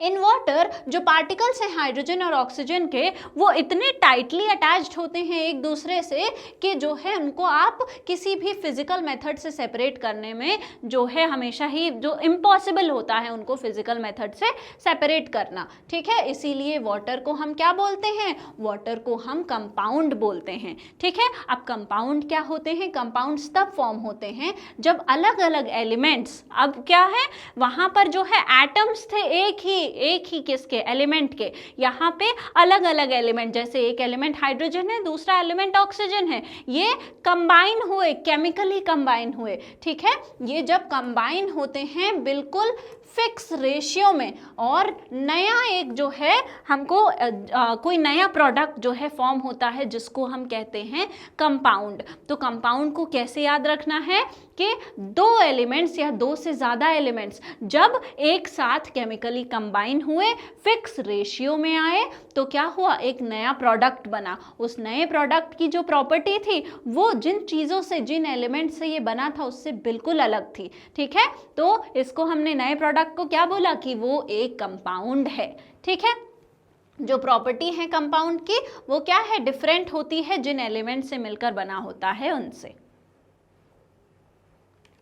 तो जो कॉन्स्टिट्यूएंट एलिमेंट्स हैं किसी कंपाउंड के, उनको आप फिजिकल मेथड से सेपरेट नहीं कर सकते हैं। क्यों, वही सेम रीज़न है जो हमारा वाटर के लिए बताया था कि इनके जो पार्टिकल्स हैं उनकी जो आपस में बाइंडिंग है, जो अटैचमेंट है वो बहुत ज़्यादा स्ट्रांग होती है कि आप उसको फिजिकल मेथड से सेपरेट नहीं कर सकते हैं। ठीक है, वी फाइंड दैट जो मॉलिक्यूल्स हैं वाटर के वो क्या होते हैं, दो अलग अलग एलिमेंट से बने होते हैं, जो कि है हाइड्रोजन और ऑक्सीजन, और वो जो है केमिकली बेसिकली जो है फिक्स रेशियो में प्रेजेंट होते हैं, मतलब कि 2 हमारा हाइड्रोजन प्रेजेंट होता है, 1 हमारा ऑक्सीजन प्रेजेंट होता है, तो क्या बनता है 2 हाइड्रोजन और 1 ऑक्सीजन H2O, तब जाके जो हमारा है क्या बनेगा, वाटर बनेगा। ठीक है, तो हाइड्रोजन के एटम्स और हमारे ऑक्सीजन के एटम्स फिक्स रेशियो में जब कंबाइन होंगे तब कंपाउंड वाटर बनेगा। ठीक है, तो जो कॉमन सॉल्ट है, जो शुगर है, वो क्या है, एलिमेंट है या कंपाउंड है। अब बात करें सॉल्ट की तो वो सोडियम और क्लोरीन के कॉम्बिनेशन से बना है, तो वो कंपाउंड है। शुगर की बात करें तो कार्बन, हाइड्रोजन और ऑक्सीजन तीनों के कॉम्बिनेशन से बना है, तो वो भी क्या है, एक कंपाउंड है। और ये सारे के सारे प्योर सब्सटेंसेस में जो है आते हैं। ठीक है, सोडियम जो कि एक सॉफ्ट मेटल है, क्लोरीन एक हजार्डस गैस है। सोडियम जो है एक मेटल है और क्लोरीन एक नॉन मेटल है, गैस है। ठीक है, और ये दोनों जो है कंबाइन होके क्या बनाते हैं, ये दोनों कंबाइन होके सॉल्ट बनाते हैं, जो कि सोडियम क्लोराइड बन रहा है। ठीक है, और ये जो है कैसे बनता है, 1:1 के रेशियो में। एक पार्ट जो है सोडियम है, सोडियम को Na से लिखते हैं, और एक पार्ट जो है क्लोरीन है, उसको हम Cl से लिखते हैं। जब ये फिक्स रेशियो में दोनों चीजें कंबाइन होती हैं तब जाके क्या बनता है, हमारा सॉल्ट बनता है। ठीक है, हमने पढ़ा है कि जब आप सोडियम क्लोराइड को, ये जो कॉमन सॉल्ट है, उसको हमने पढ़ा है कि जो डिजॉल्व सोडियम क्लोराइड होता है, जो हमारा सॉल्ट में, मान लीजिए आपने सॉल्ट को किस में घोल दिया, आपने सॉल्ट को पानी में घोल दिया, तो क्या होगा, तो जो है इसको हम सेपरेट कर सकते हैं किससे, उस पानी को जब आप बॉईल करने लगेंगे, पानी वेपर के फॉर्म में निकल जाएगा इवापोरेशन से, और नीचे जो है सॉल्ट बच जाएगा। तो इवापोरेशन की प्रोसेस से आप इसको जो है सेपरेट कर सकते हैं। अभी जो सिर्फ अगर सॉल्ट की बात करें, सिर्फ सोडियम क्लोराइड की बात करें, वो कंपाउंड है। हम सिर्फ बात करें वाटर की, वो कंपाउंड है। लेकिन जब आपने वाटर में सोडियम क्लोराइड मिक्स कर दिया तो ये एक मिक्सचर बन गया। अब ये जो मिक्सचर बना है, मिक्सचर को हम फिजिकल तरीके से, फिजिकल जो है सेपरेशन टेक्निक से सेपरेट कर सकते हैं, लेकिन इंडिविजुअली इस NaCl को या फिर उस वाटर को उसके अलग अलग एलिमेंट्स में आप नहीं तोड़ सकते हैं किसी फिजिकल मेथड से। ऑलराइट, आ गई बात समझ में? आइए आगे बढ़ते हैं। तो क्या ये पॉसिबल है कि हम सेपरेट कर पाएं सोडियम क्लोराइड को इसके एलिमेंट्स में किसी फिजिकल प्रोसेस से?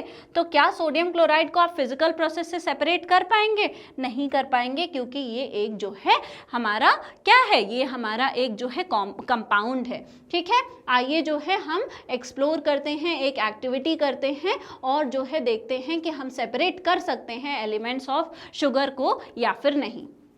हमको क्या करना है, 1 टीस्पून शुगर लेना है और उसको जो है एक टेस्ट ट्यूब में डाल देना है। ठीक है, अब उसको, उसके साथ क्या करेंगे, हम उसको जो है हीट करेंगे। उसमें कोई भी वाटर वगैरह नहीं मिक्स किया है। ठीक है, हीट करेंगे तो आप क्या ऑब्जर्व करेंगे, हम ऑब्जर्व करेंगे कि जैसे जैसे हम शुगर को हीट कर रहे हैं वो क्या होगा, धीरे धीरे कैरेमलाइज होगा। वो तो शुगर है, और उसके बाद जो है वो किस कलर का हो जाएगा, ब्राउन कलर का। और उसके थोड़ी देर बाद जो है वो इट बिगिंस टू चार, वो धीरे धीरे जो है ब्लैकिश कलर का होने लगेगा। ठीक है, जब हम उसको ज़्यादा हीट करेंगे। और उसके साथ आप ये भी ऑब्जर्व करेंगे कि छोटे ड्रॉपलेट्स ऑफ वाटर जो हैं वो भी प्रेजेंट होते हैं बॉइलिंग ट्यूब में, जहाँ पर उसका ओपन एंड है, जो हमारा बॉइलिंग ट्यूब है। आप देखेंगे कि वहां पे वाटर के ड्रॉपलेट्स भी, लिक्विड फॉर्म में वाटर भी आ रहा है। तो वाटर आखिर कहाँ से आया, हम तो इसको हीट कर रहे हैं। अगर हम हीट कर रहे हैं तो वाटर तो वेपर के फॉर्म में उड़ जाना चाहिए, लेकिन यहाँ पे वाटर जो है ड्रॉपलेट्स के फॉर्म में है। तो वाटर एटमॉस्फेयर से तो आया नहीं है। इसका मतलब वाटर कहाँ से आया है, वाटर जो है इसी शुगर जो है उसके पार्टिकल से आया है। ठीक है, Where did this water come from? कहाँ से आया?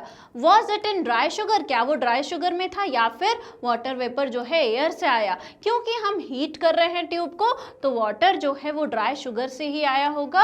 और एयर से अगर आता तो वो तो जो है वेपर बन के अभी तक चला गया होता। लेकिन इसका मतलब जो हमको लिक्विड फॉर्म में मिल रहा है, इसका मतलब हमारा जो वाटर है वो कहाँ से आया है, वो हमारे शुगर से आया है। ठीक है, तो क्या अब आप प्रेडिक्ट कर सकते हैं कि पीछे क्या बचा? आपने क्या किया, वाटर वेपर जो है निकल गया, ये ब्लैक सब्सटेंस क्या बचा, क्या आपको पता है? तो पहले मैं आपको बता दूं कि जो शुगर होती है वो कार्बन, हाइड्रोजन और ऑक्सीजन के कॉम्बिनेशन से बनी होती है। ठीक है, तो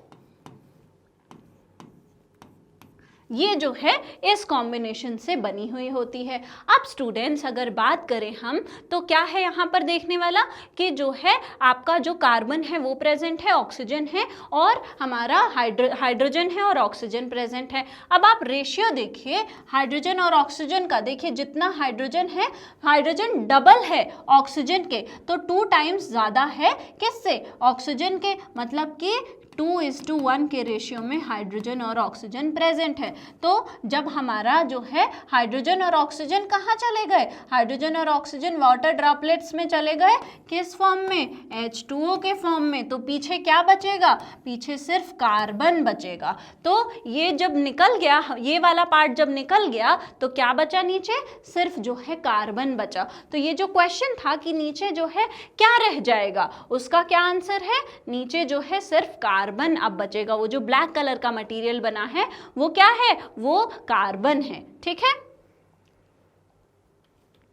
तो कार्बन या फिर चारकोल के फॉर्म में कार्बन जो है वो रह जाएगा उस बॉइलिंग ट्यूब में। अब आप इसको जो है स्कूप करके निकाल लीजिए, किस में, वॉच ग्लास में निकाल लीजिए और इसको एक्सप्लोर करिए, है ना। और इसको कैसे हमको टेस्ट करना है, हम इसको टेस्ट कर सकते हैं, क्या ये जो है बर्न हो रहा है, बिल्कुल जो है कोल उसकी तरह, क्योंकि कोल भी कार्बन का ही फॉर्म होता है। हमको जो है इसको टेस्ट करके देखना है। जो शुगर है वो डिकम्पोज होती है हीटिंग में, हीट करने पे, और वाटर जो है वो रिलीज करती है। तो शुगर क्या था, कार्बन, हाइड्रोजन और ऑक्सीजन के फॉर्म में था, और यहाँ पर क्या हुआ, जब हमने उसको हीट किया तो कार्बन रह गया और वाटर जो हाइड्रोजन और ऑक्सीजन ने वाटर के फॉर्म में क्या हुआ, वो रिलीज हो गया। ठीक है, तो आपको पता है कि वाटर जो है उसमें हाइड्रोजन और ऑक्सीजन दोनों होता है।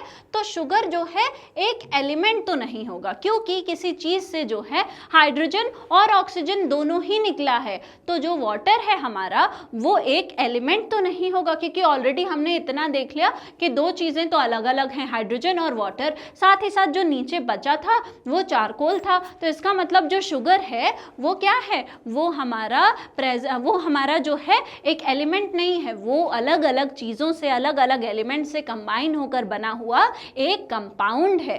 ठीक है, it may be stated that कि शुगर जो है वो एक केमिकल कंपाउंड है जिसमें हाइड्रोजन, ऑक्सीजन और कार्बन के एलिमेंट्स प्रेजेंट हैं। तो कार्बन, ऑक्सीजन और हाइड्रोजन से मिलकर, 3 एलिमेंट से मिलकर क्या बना है, हमारा जो शुगर है वो बना हुआ है। ठीक है, तो अब हम क्या करते हैं, अब हम कंपाउंड्स के बारे में आइए और ज़्यादा एक्सप्लोर करते हैं। ठीक है, तो हम क्या करेंगे, एक नई एक्टिविटी जो है वो परफॉर्म करेंगे। तो यहाँ पर क्या हो रहा है, हमको थोड़ा सा 5.6 ग्राम आयरन लेना है और 3.2 ग्राम जो है उसको हमको सल्फर पाउडर लेना है, और उन दोनों को जो है पहले आप अलग अलग लीजिए, फिर एक जो है वॉच ग्लास में इन दोनों को क्या करिए, मिक्स कर दीजिए। ठीक है, अब जब आपने फिर इसको जब आप मिक्स करेंगे तो क्या करने हैं, इसको ऑब्जर्व करना है। आप देखेंगे कि आपको जो है इजीली दोनों जो चीज़ें मिक्स हुई हैं वो आपको दिख रही हैं। तो इसका मतलब जब इंडिविजुअल पार्टिकल्स दिख रहे हैं तो ये क्या है, ये एक जो है मिक्सचर अभी बना है। ठीक है, ये क्या बना है, ये एक मिक्सचर बना है, इसमें कोई केमिकल रिएक्शन नहीं हुआ है। अब ये जो मिक्सचर है वो यूनिफॉर्म है या फिर नॉन यूनिफॉर्म है। जो हमारा ये मिक्सचर है वो नॉन यूनिफॉर्म तरीके का होगा, क्योंकि इसमें कहीं पे जो है इवन मिक्सिंग नहीं होगी, है ना। आप जो है मिक्स करेंगे तो इवन नहीं हो, कहीं हो सकता है सल्फर ज़्यादा हो, कहीं जो है हमारा आयरन ज़्यादा हो, उसी में जो है कहीं हो सकता है कुछ ज़्यादा हो, कहीं कुछ ज़्यादा हो। ये एक नॉन यूनिफॉर्म तरीके का मिक्सचर जो है बना हुआ है। अब हमको क्या लेना है, जो हमारा ये मिक्सचर हमने बताया है उसका जो सैंपल ए जिसको हम कह रहे थे, उसका हमको आधा, उसमें से आधा निकाल लेना है और उसको एक चाइना डिश में रखना है और उसको जो है हीट देनी है। ठीक है, उसको हमको चाइना डिश में देके हीट देनी है और उसको जो है कंटिन्यूसली जो है स्टर करते रहना है। और कब तक स्टर करना है, जब तक एक ब्लैक कलर का मास जो है वो फॉर्म ना हो जाए। ठीक है, तो अब जो कंटेंट है चाइना डिश का, जो अब ब्लैक मास हमको मिल के बना है, उसको क्या करना है, उसको बिल्कुल ठंडा कर लेना है। अब वो जो ब्लैक मास मिलेगा वो जो है पाउडर फॉर्म में नहीं मिलेगा, उसको एक मोर्टार लीजिए, पेस्टल लीजिए और उससे बिल्कुल क्रश करिए, उसको जो है पाउडर फॉर्म में आप लेकर आइए। ठीक है, तो अब हमको क्या करना है, इसको एक ग्लास, वॉच ग्लास में रखना है और नाम क्या देना है इस नए ब्लैक कलर के पाउडर को, सैंपल बी। ठीक है, तो सैंपल ए क्या है हमारा, वो जो दो चीज़ों को हमने सिर्फ मिक्स किया है, सल्फर और आयरन को मिक्स किया है। अब यहाँ पर जो सैंपल बी है वो क्या है, हमने उन दोनों को हीट दी है और एक नई चीज़, ब्लैक कलर की एक चीज़ जो है वो हमको देखने को मिल रही है। तो अब हमारे पास क्या है, हमारे पास दो सैंपल्स प्रेजेंट हैं, सैंपल ए और सैंपल बी। इन दोनों को कंपेयर करेंगे और देखेंगे कि सैंपल ए और सैंपल बी में क्या क्या चेंजेस हैं। इन दोनों की हम जो है क्या करेंगे, प्रॉपर्टीज को सेपरेटली जो है ऑब्जर्व करेंगे। तो अब हम अपनी एक्टिविटी में जो है आगे बढ़ते हैं और फिर स्टेप बाय स्टेप देखते हैं कि हमको अपने दोनों सैंपल्स के साथ क्या करना है। सबसे पहले अपीयरेंस के बेसिस पे कि सैंपल ए और सैंपल बी जो है उनका कलर और टेक्सचर कैसा है वो हमको देखना पड़ेगा। उसके बाद मैग्नेट टेस्ट करेंगे हम दोनों ही सैंपल्स के साथ और फिर अपनी ऑब्जर्वेशन को जो है नोट करेंगे। फिर थर्ड क्या करेंगे, हम गैस टेस्ट करेंगे। हम क्या करेंगे कि थोड़ा सा अमाउंट ऑफ सैंपल ए लेंगे एक टेस्ट ट्यूब में और उसमें जो है डाइल्यूट हाइड्रोक्लोरिक एसिड डाल देंगे। ठीक है, और फिर क्या ऑब्जर्व करेंगे हम, उसको जो है हमको नोट करना है। फिर जेंटली जो है वाफ्टिंग के मेथड से हमको अगर कोई गैस रिलीज होगी तो उसको जो है हमको स्मेल करना है। ये होता है वाफ्टिंग का मेथड कि आप अगर कोई टेस्ट ट्यूब से गैस आपको जो है स्मेल करनी है तो उसको थोड़ी दूर रखते हैं और हाथों से ब्लो करके जो है हम क्या करते हैं, हम स्मेल करते हैं। इसको हम कहते हैं कि हम वाफ्ट कर रहे हैं गैस को। ठीक है, अब जो है हमको जो गैस इवॉल्व हुई है उसके पास जो है एक बर्निंग स्प्लिंटर या फिर एक लाइटेड कैंडल, एक जलती हुई कैंडल ले आना है टेस्ट ट्यूब के माउथ के पास और जो है हमको उस गैस को जो इवॉल्व हो रही है उसको टेस्ट करना है कि कैसा ऑब्जर्वेशन है, क्या हो रहा है। ठीक है, और फिर ये जो चीज़ें हैं जो हमने गैस टेस्ट किया सैंपल ए के साथ, वो सेम गैस टेस्ट जो है हमको सैंपल बी के साथ भी करना है। ठीक है, और जो हमारा ऑब्जर्वेशन आएगा वो हमको अपने इस जो हमारा टेबल है 8.2 उसमें नोट करना है। ठीक है, तो आइए जो है हम सबसे पहले देखते हैं कि क्या क्या पॉइंट्स में हम डिस्कस करने वाले हैं। सबसे पहला, क्या दोनों जो सैंपल्स हैं ए एंड बी वो लुक वाइज बिल्कुल सेम है, क्या वो एक जैसे दिख रहे हैं, एक जैसे तो नहीं दिखते हैं। जो सैंपल ए है वो मिक्सचर जैसा दिख रहा है और जो सैंपल बी है वो पूरा का पूरा ब्लैक कलर का हमको पाउडरी फॉर्म में मिला हुआ है। ठीक है, अब जो सैंपल है, कौन सा सैंपल जो है मैग्नेटिक प्रॉपर्टी दिखाएगा, तो सैंपल ए दिखाएगा। क्यों, अभी मैं आपको आगे बताऊंगी। ठीक है, कैन वी सेपरेट जो कंपोनेंट्स है सैंपल ए और सैंपल बी के, क्या दोनों के ही कंपोनेंट्स हम सेपरेट कर सकते हैं? सिर्फ मिक्सचर के जो कंपोनेंट्स हैं आप उनको जो है इंडिविजुअल पार्टिकल्स में, इंडिविजुअल जो कंपोनेंट्स हैं उसमें सेपरेट कर सकते हैं, कंपाउंड के नहीं। ठीक है, नेक्स्ट, जब आप डाइल्यूट हाइड्रोक्लोरिक एसिड डाल रहे हैं तो सैंपल ए और सैंपल बी में क्या कोई गैस रिलीज हो रही है, और दोनों ही केसेस में जो गैस हैं क्या उसकी सेम स्मेल है या स्मेल जो है डिफरेंट है। और जो हमको क्या करना है, जो भी सब्सटेंस यूज हुए हैं इसमें चाहे आपका जो है हमारा सल्फर है, आयरन है और उससे जो बना हुआ हमारा ब्लैक कलर का प्रोडक्ट है, उसके बाद जो हम डाइल्यूट हाइड्रोक्लोरिक एसिड यूज कर रहे हैं उसको जो है हमको मिक्सचर, कंपाउंड और एलिमेंट के फॉर्म में जो है क्या करना है, कैटेगराइज भी करना है। ऑलराइट, आइए करते हैं। सबसे पहले सैंपल ए के बारे में बात करते हैं। तो सैंपल ए के बारे में हम कह सकते हैं कि ये मिक्सचर है दो चीज़ों का, कोई केमिकल रिएक्शन नहीं हुआ यहाँ पे, सिर्फ आयरन और सल्फर को आपस में हमने क्या किया है, फिजिकली मिक्स कर दिया है। तो ये क्या है, ये मिक्सचर है। तो इसको हमने कैसे कैटेगराइज किया, मिक्सचर के फॉर्म में कैटेगराइज किया। इसके जो कॉम्पोनेंट्स हैं वो उनकी अपनी आइडेंटिटी जो है रिटेन है। आप देखेंगे तो इसमें आप दोनों चीज़ें जो है देख पा रहे हैं। ठीक है, उनका जो ब्लैक और येलो कलर का पार्टिकल है वो आप इजीली नेकेड आई से देख पा रहे हैं। जब आप मैग्नेट को, जो हम मैग्नेट टेस्ट की बात कर रहे थे, ये तो हमने लुक देख लिया,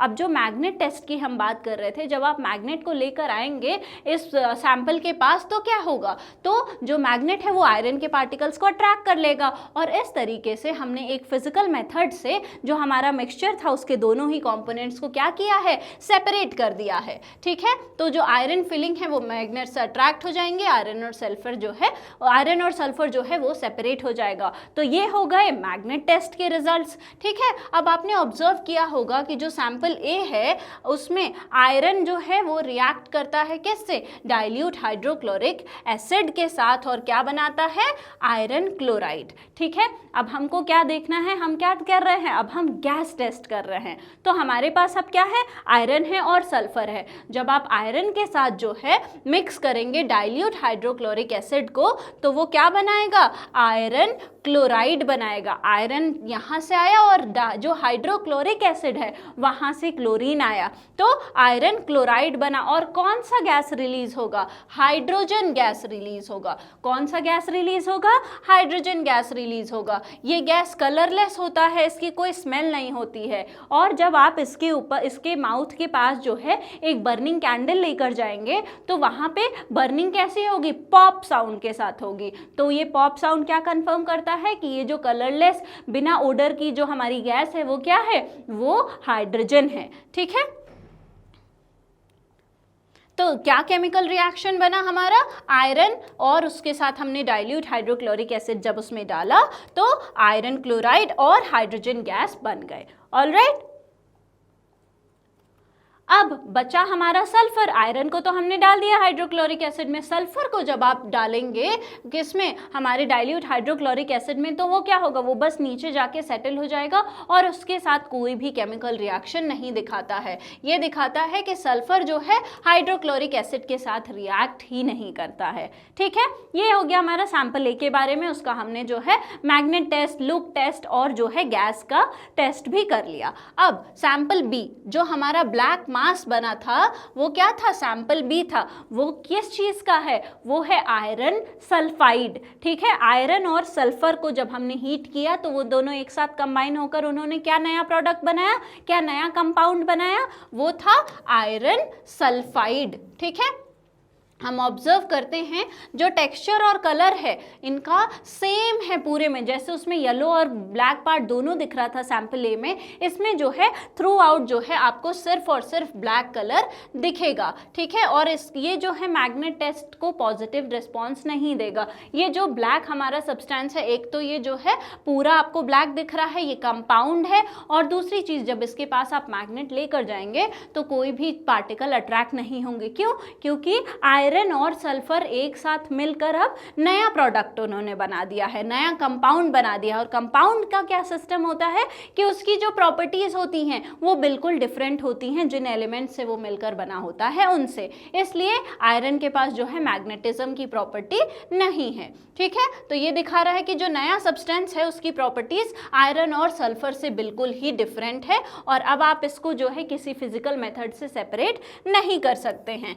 इसलिए हम कह सकते हैं कि जो कंपाउंड है अब वो बन गया है, ये जो नया प्रोडक्ट बना है ये क्या है, ये एक कंपाउंड है। ठीक है, और इसीलिए कंपाउंड का, क्योंकि इसकी प्रॉपर्टीज बिल्कुल अलग है, इसलिए जो है यहाँ पर वो मैग्नेटिक प्रॉपर्टी शो नहीं कर रहा है। ठीक है, अब जो सैंपल बी आयरन सल्फाइड है वो डाइल्यूट हाइड्रोक्लोरिक एसिड के साथ जो है रिएक्ट करता है, और वो क्या फॉर्म करेगा, आयरन क्लोराइड फॉर्म करेगा। आयरन सल्फाइड जब डाइल्यूट हाइड्रोक्लोरिक एसिड के साथ रिएक्ट करेगा तो क्या फॉर्म करेगा, आयरन क्लोराइड फॉर्म करेगा। और यहाँ पे गैस कौन सी निकलेगी, यहाँ पे जो गैस निकलेगी वो है हाइड्रोजन सल्फाइड गैस। अब हाइड्रोजन गैस कैसी थी, कलरलेस थी और उसकी कोई स्मेल भी नहीं थी, और वो बर्न हो रही थी पॉप साउंड के साथ। ये जो हमारी हाइड्रोजन सल्फाइड गैस होती है इसकी रॉटन एग लाइक स्मेल होती है। इसकी जो ये कलरलेस होता है और जो इसका ओडर है वो कैसा है, रॉटन एग लाइक जो है ओडर होता है इसका। ठीक है, और ये ब्लू फ्लेम के साथ जलती है। ठीक है, तो ये हमने जो है यहाँ पर लिख दिया कि कलर कैसा है, इंडिविजुअली सैंपल ए में ग्रे कलर का आयरन है, येलो कलर का सल्फर है। टेक्सचर कैसा है, पाउडरी है, दोनों को हम क्या कर सकते हैं, अलग अलग देख सकते हैं। यहाँ पे sample be uniform black colour का है और जो है उसके कंपोनेंट्स को आप अलग अलग नहीं देख सकते हैं। अब मैग्नेट टेस्ट करा तो यहाँ पे पॉजिटिव आएगा, यहाँ पर नेगेटिव आएगा। और अगर गैस टेस्ट करेंगे तो ओडर कोई भी नहीं होगा, यहाँ पर जो है हमारा कलर जो है वो कुछ भी नहीं देखने को मिलेगा। और पॉप साउंड से जो हमारा हाइड्रोजन गैस है वो कंफर्म हो जाएगा कि बर्न होने के बाद पॉप साउंड प्रोड्यूस कर रहा है, मतलब हाइड्रोजन गैस है। इसको जब हम बर्न करेंगे तो ब्लूइश फ्लेम के साथ जो है वो बर्न होगा और कोई भी पॉप साउंड प्रोड्यूस नहीं होगा। और इसकी स्मेल कैसी है, इसकी रॉटन एग, सड़े हुए अंडे जैसी जो है हमारे जो ये गैस है हमारा, उसकी स्मेल आती है। ठीक है, तो ये हमने जो है अपना एक्सपेरिमेंट और उसका टेबल जो है फिल कर लिया है। आइए अब जो है हम मिक्सचर और कंपाउंड की प्रॉपर्टी, अलग अलग प्रॉपर्टीज़ के बेसिस पे इसको भी डिफरेंशिएट कर लेते हैं। तो सबसे पहले कैसे बना है, मिक्सचर में फिजिकल मिक्सिंग हुई है, यहाँ पे केमिकल रिएक्शन हुआ है। कॉम्पोजिशन कैसा होगा, कॉम्पोजिशन यूनिफॉर्म होगा हमारे कंपाउंड में, मतलब कि फिक्स रेशियो में जो है प्रेजेंट होगी, जो भी चीज़, जो भी एलिमेंट है वो फिक्स रेशियो में ही हमेशा कंबाइन होंगे और कॉम्पोजिशन यहाँ पर वेरिएबल होगा। ठीक है, प्रॉपर्टीज कैसी हैं इसकी, प्रॉपर्टीज जो इंडिविजुअल पार्टिकल्स हैं वो रिटेन करके रखते हैं प्रॉपर्टीज, और यहाँ पर जो नया प्रोडक्ट बना है, जो कंपाउंड बना है, उसकी अलग प्रॉपर्टीज होती हैं जिन कंपोनेंट से मिलकर ये बना होता है उससे। अब सेपरेट करना है तो ये फिजिकल मेथड से मिक्सचर सेपरेट हो जाते हैं, लेकिन केमिकल मेथड जो है यहाँ पर लगता है कंपाउंड को सेपरेट करने के लिए, फिजिकल मेथड से ये सेपरेट नहीं हो सकते हैं। ठीक है, आइए आगे बढ़ते हैं। तो अब जो हमने एलिमेंट्स हैं, कंपाउंड्स हैं, मिक्सचर हैं, जो हमने इनके बारे में पढ़ लिया है, आइए हम देखते हैं कि आखिर इनका क्या क्या यूज जो है होता है। ठीक है, तो एलिमेंट्स हैं, कंपाउंड्स हैं, मिक्सचर हैं, ये तो हमारे आसपास है ही। अब जो एयर है हमारी, ठीक है, जो हम ब्रीथ करते हैं वो मिक्सचर ऑफ गैसेस है, जैसे कि ऑक्सीजन हो गया, नाइट्रोजन हो गया, कार्बन डाइऑक्साइड हो गया, ये सारे जो है किसका है, ये मिक्सचर है गैसेस का। ठीक है, वाटर जो कि हमारी लाइफ के लिए बहुत ज़रूरी है, ये एक कंपाउंड है। ठीक है, जो कौन से एलिमेंट से मिलकर बना है, हाइड्रोजन और ऑक्सीजन जैसे दो एलिमेंट से मिलकर बना है फिक्स रेशियो में। तो मिक्सचर भी देख लिया हमने, जो इंपॉर्टेंट है, वाटर जो कंपाउंड है वो भी हमने देख लिया। अब एलिमेंट्स जैसे कि आयरन हो गए, एल्यूमिनियम हो गए, ये कंस्ट्रक्शन, ब्रिजेस के कंस्ट्रक्शन में, बिल्डिंग्स में, व्हीकल्स में जो है काम आते हैं, तो ये भी जो है बहुत ज़्यादा इंपॉर्टेंट होते हैं। अब हमने जो है हमारा जो कंसेप्ट है एलिमेंट्स का, कंपाउंड्स का, मिक्सचर्स का, इन कंसेप्ट को अगर हम अच्छे से समझें, अपने आसपास जो है नोटिस करें, तो हम बहुत सारी इनोवेशन में जो है ये कंसेप्ट्स को यूज़ कर सकते हैं। जैसे कि जो हमारे केमिस्ट होते हैं, जो हमारे जो मटेरियल साइंटिस्ट होते हैं, ये क्या करते हैं, ये एलिमेंट्स को, अलग अलग एलिमेंट्स को कंबाइन करके कंपाउंड्स बनाते हैं और फिर उनको जो है, जैसे कि मेडिसिन्स हैं, अलग अलग चीज़ों को यूज़ करके, अलग अलग एलिमेंट्स को कंबाइन करके केमिकल रिएक्शन करा के मेडिसिन बना रहे हैं, वो हमारी हेल्थ के लिए जो है हेल्पफुल हैं, अच्छा बनाने में। वैक्सीन वगैरह का जो है ये लोग इन्वेंशन करते हैं, इनोवेट करते हैं वैक्सीन्स को, सो दैट जो है बीमारियों को हम प्रिवेंट कर सकें। अब इन सब चीज़ों की नॉलेज जो है वो हमको फर्टिलाइजर में भी, ताकि कम जगह पे ज़्यादा से ज़्यादा जो है क्रॉप प्रोडक्शन हो सके, ये जो एवर ग्रोइंग पॉपुलेशन है उसको जो है खाने की कमी ना हो, उसके लिए भी हेल्प कर सकते हैं कि हम जो है अलग अलग तरीके के जो है फर्टिलाइजर्स बना रहे हैं और उससे जो है हमको क्रॉप प्रोडक्शन में जो है इंक्रीमेंट मिल रहा है, ज़्यादा क्रॉप, अच्छी क्वालिटी का क्रॉप जो है प्रोड्यूस हो रहा है। तो इंजीनियर्स हो गए, मटीरियल साइंटिस्ट हो गए, ये जो अंडरस्टैंडिंग होती है कंपाउंड की, मिक्सचर्स की, उसको हेल्प करके अलग अलग जो है मटेरियल्स यूनिक प्रॉपर्टीज वाली बनाते हैं। जैसे कि अलॉय जो है वो एक मिक्सचर का जो है एग्जाम्पल होता है, यूनिफॉर्म मिक्सचर का एग्जाम्पल होता है। अलॉय जो है जैसे कि स्टील, स्टील जो होता है वो किससे बना होता है, आपका जो है क्रोमियम प्रेजेंट होता है, मेजरली आयरन प्रेजेंट होता है, थोड़ा सा कार्बन भी जो है वो प्रेजेंट होता है, तो निकल क्रोमियम वगैरह भी होते हैं उसमें। तो ये जो स्टील है इसको आयरन से इंडिविजुअली जो है ये ज़्यादा ड्यूरेबल होता है, ज़्यादा अच्छी क्वालिटी का होता है, ठीक है, ये स्ट्रॉन्ग है होता है, ज़्यादा ड्यूरेबल होता है आयरन से। तो उस अलॉय को बनाने के लिए मतलब आयरन के साथ हमने और चीज़ मिक्स करके उसकी क्वालिटी को और इम्प्रूव कर दिया है। और ये कैसे किया हमने, अपना जो हमारे पास नॉलेज था एलिमेंट, कंपाउंड और मिक्सचर का, उसकी हेल्प से किया। वुड है, स्टील है, कंक्रीट है, ये सारे के सारे जो हैं मिक्सचर्स हैं और ये जो है हमको कंस्ट्रक्शन साइट पे बहुत ज़्यादा काम आते हैं, ठीक है। अ स्टेप फर्दर में अब हम एक जो है वंडर जो सब्सटेंस है उसके बारे में बात करेंगे। एक वंडर मटेरियल है जिसको मटेरियल साइंटिस्ट ने बनाया है जिसका नाम है ग्राफीन एरोजेल। अब ये जो ग्राफीन एरोजेल है ये क्या है, ये कार्बन से बना हुआ होता है। किससे बना है, कार्बन से। और इस माना जाता है कि अर्थ का सबसे हल्का मटेरियल, सबसे लाइटेस्ट मटेरियल ये ग्राफीन एरोजेल होता है। ये इतना ज़्यादा हल्का होता है कि ग्रास के ऊपर भी आराम से टिक जाता है, बिल्कुल इतना ज़्यादा हल्का मटेरियल है कि ग्रास जो है वो भी इसको जो अपने ऊपर टिका लेती है। ये बहुत पोरस होता है और इसीलिए इसकी जो अब्जॉर्बिंग कैपेसिटी है वो बहुत ज़्यादा होती है। बहुत सारे पोर्स हैं तो अब्जॉर्ब करने के लिए बहुत सारी जगह होती है, इसीलिए इसको जो है हम एनवायरमेंटल क्लीनर की तरह हम मानते हैं कि इसको हम पोटेंशियली यूज़ कर सकते हैं एनवायरमेंट को क्लीन करने के लिए। जैसे कि मान लो कि जो पाइप वगैरह से सी में और जो है सी के थ्रू पास होती हैं जो ऑयल वगैरह, और लैंड पर भी अगर उसमें कभी स्पिलेज आ जाए तो हम इसकी हेल्प से क्या करेंगे, उस स्पिलेज को जो है कंट्रोल करेंगे, ये उसको क्या करेगा, अब्जॉर्ब कर लेगा, ठीक है। ये बहुत यूजफुल है फैब्रिकेटिंग एनर्जी सेविंग डिवाइसेस में, एनर्जी सेविंग डिवाइसेस बनाने के लिए, और साथ ही साथ जो बिल्डिंग वगैरह पे कोटिंग होती है उस पे लगाने के लिए, सो दैट ये क्या करे, ये जो है आसपास की जो हमारी बुरी गैसेस हैं उसको क्या करे, उसको जो है अब्जॉर्ब करके एनवायरमेंट को क्लीन करने में हेल्प करे, ठीक है। तो ये हो गया एक वंडर मटेरियल ग्राफीन एरोजेल के बारे में। अब मिनरल्स क्या होते हैं, हमने मिक्सचर्स पढ़ा, कंपाउंड एलिमेंट सब पढ़ा, मिनरल्स क्या होते हैं आइए वो भी जान लेते हैं। तो जो बहुत सारे जो रॉक्स होते हैं, जो बड़े बड़े हम रॉक्स देखते हैं वो किससे बने होते हैं, मिनरल्स से बने होते हैं, जो कि आप अपनी आंखों से जो है नॉर्मली देख सकते हैं, उसके जो है अलग अलग चीज़ें, ठीक है। मिनरल्स क्या होते हैं, ये नेचुरली अकरिंग सब्सटेंसेस होते हैं जो कि अर्थ के क्रस्ट में पाए जाते हैं, और यूजुअली जो है ये एलिमेंट से बने होते हैं, या फिर में मोस्ट ऑफ द टाइम ये कंपाउंड से बने होते हैं कि कंपाउंड फॉर्म में एग्जिस्ट करते हैं, और जो है ये इनके साथ कुछ जो है इम्प्योरिटीज भी most of the time present होती हैं। कुछ जो मिनरल्स हैं उनको हम नेटिव मिनरल कहते हैं, जो कि प्योर एलिमेंट होते हैं और कंपाउंड नहीं होते हैं। कुछ हमारे मिनरल्स जैसे कि गोल्ड हो गया, अब अगर आपको मिनरल फॉर्म में मतलब अर्थ के क्रस्ट में गोल्ड मिला है तो इसको हम क्या बोलेंगे, इसको हम नेटिव मिनरल बोलेंगे। क्यों, क्योंकि प्योर फॉर्म में एलिमेंट जो है वो प्रेजेंट है, सिर्फ गोल्ड के उसके पास पार्टिकल्स हैं तो वो एक एलिमेंट है, और जब एलिमेंट हमको मिलता है तो हम उसको नेटिव मिनरल कहते हैं, कंपाउंड्स को नहीं कहते हैं, ठीक है। अब ये मेटल्स हो सकते हैं नेटिव मिनरल जैसे कि गोल्ड, सिल्वर, कॉपर एटसेट्रा, और कुछ नॉन मेटल्स भी हो सकते हैं जैसे कि सल्फर, कार्बन, ठीक है।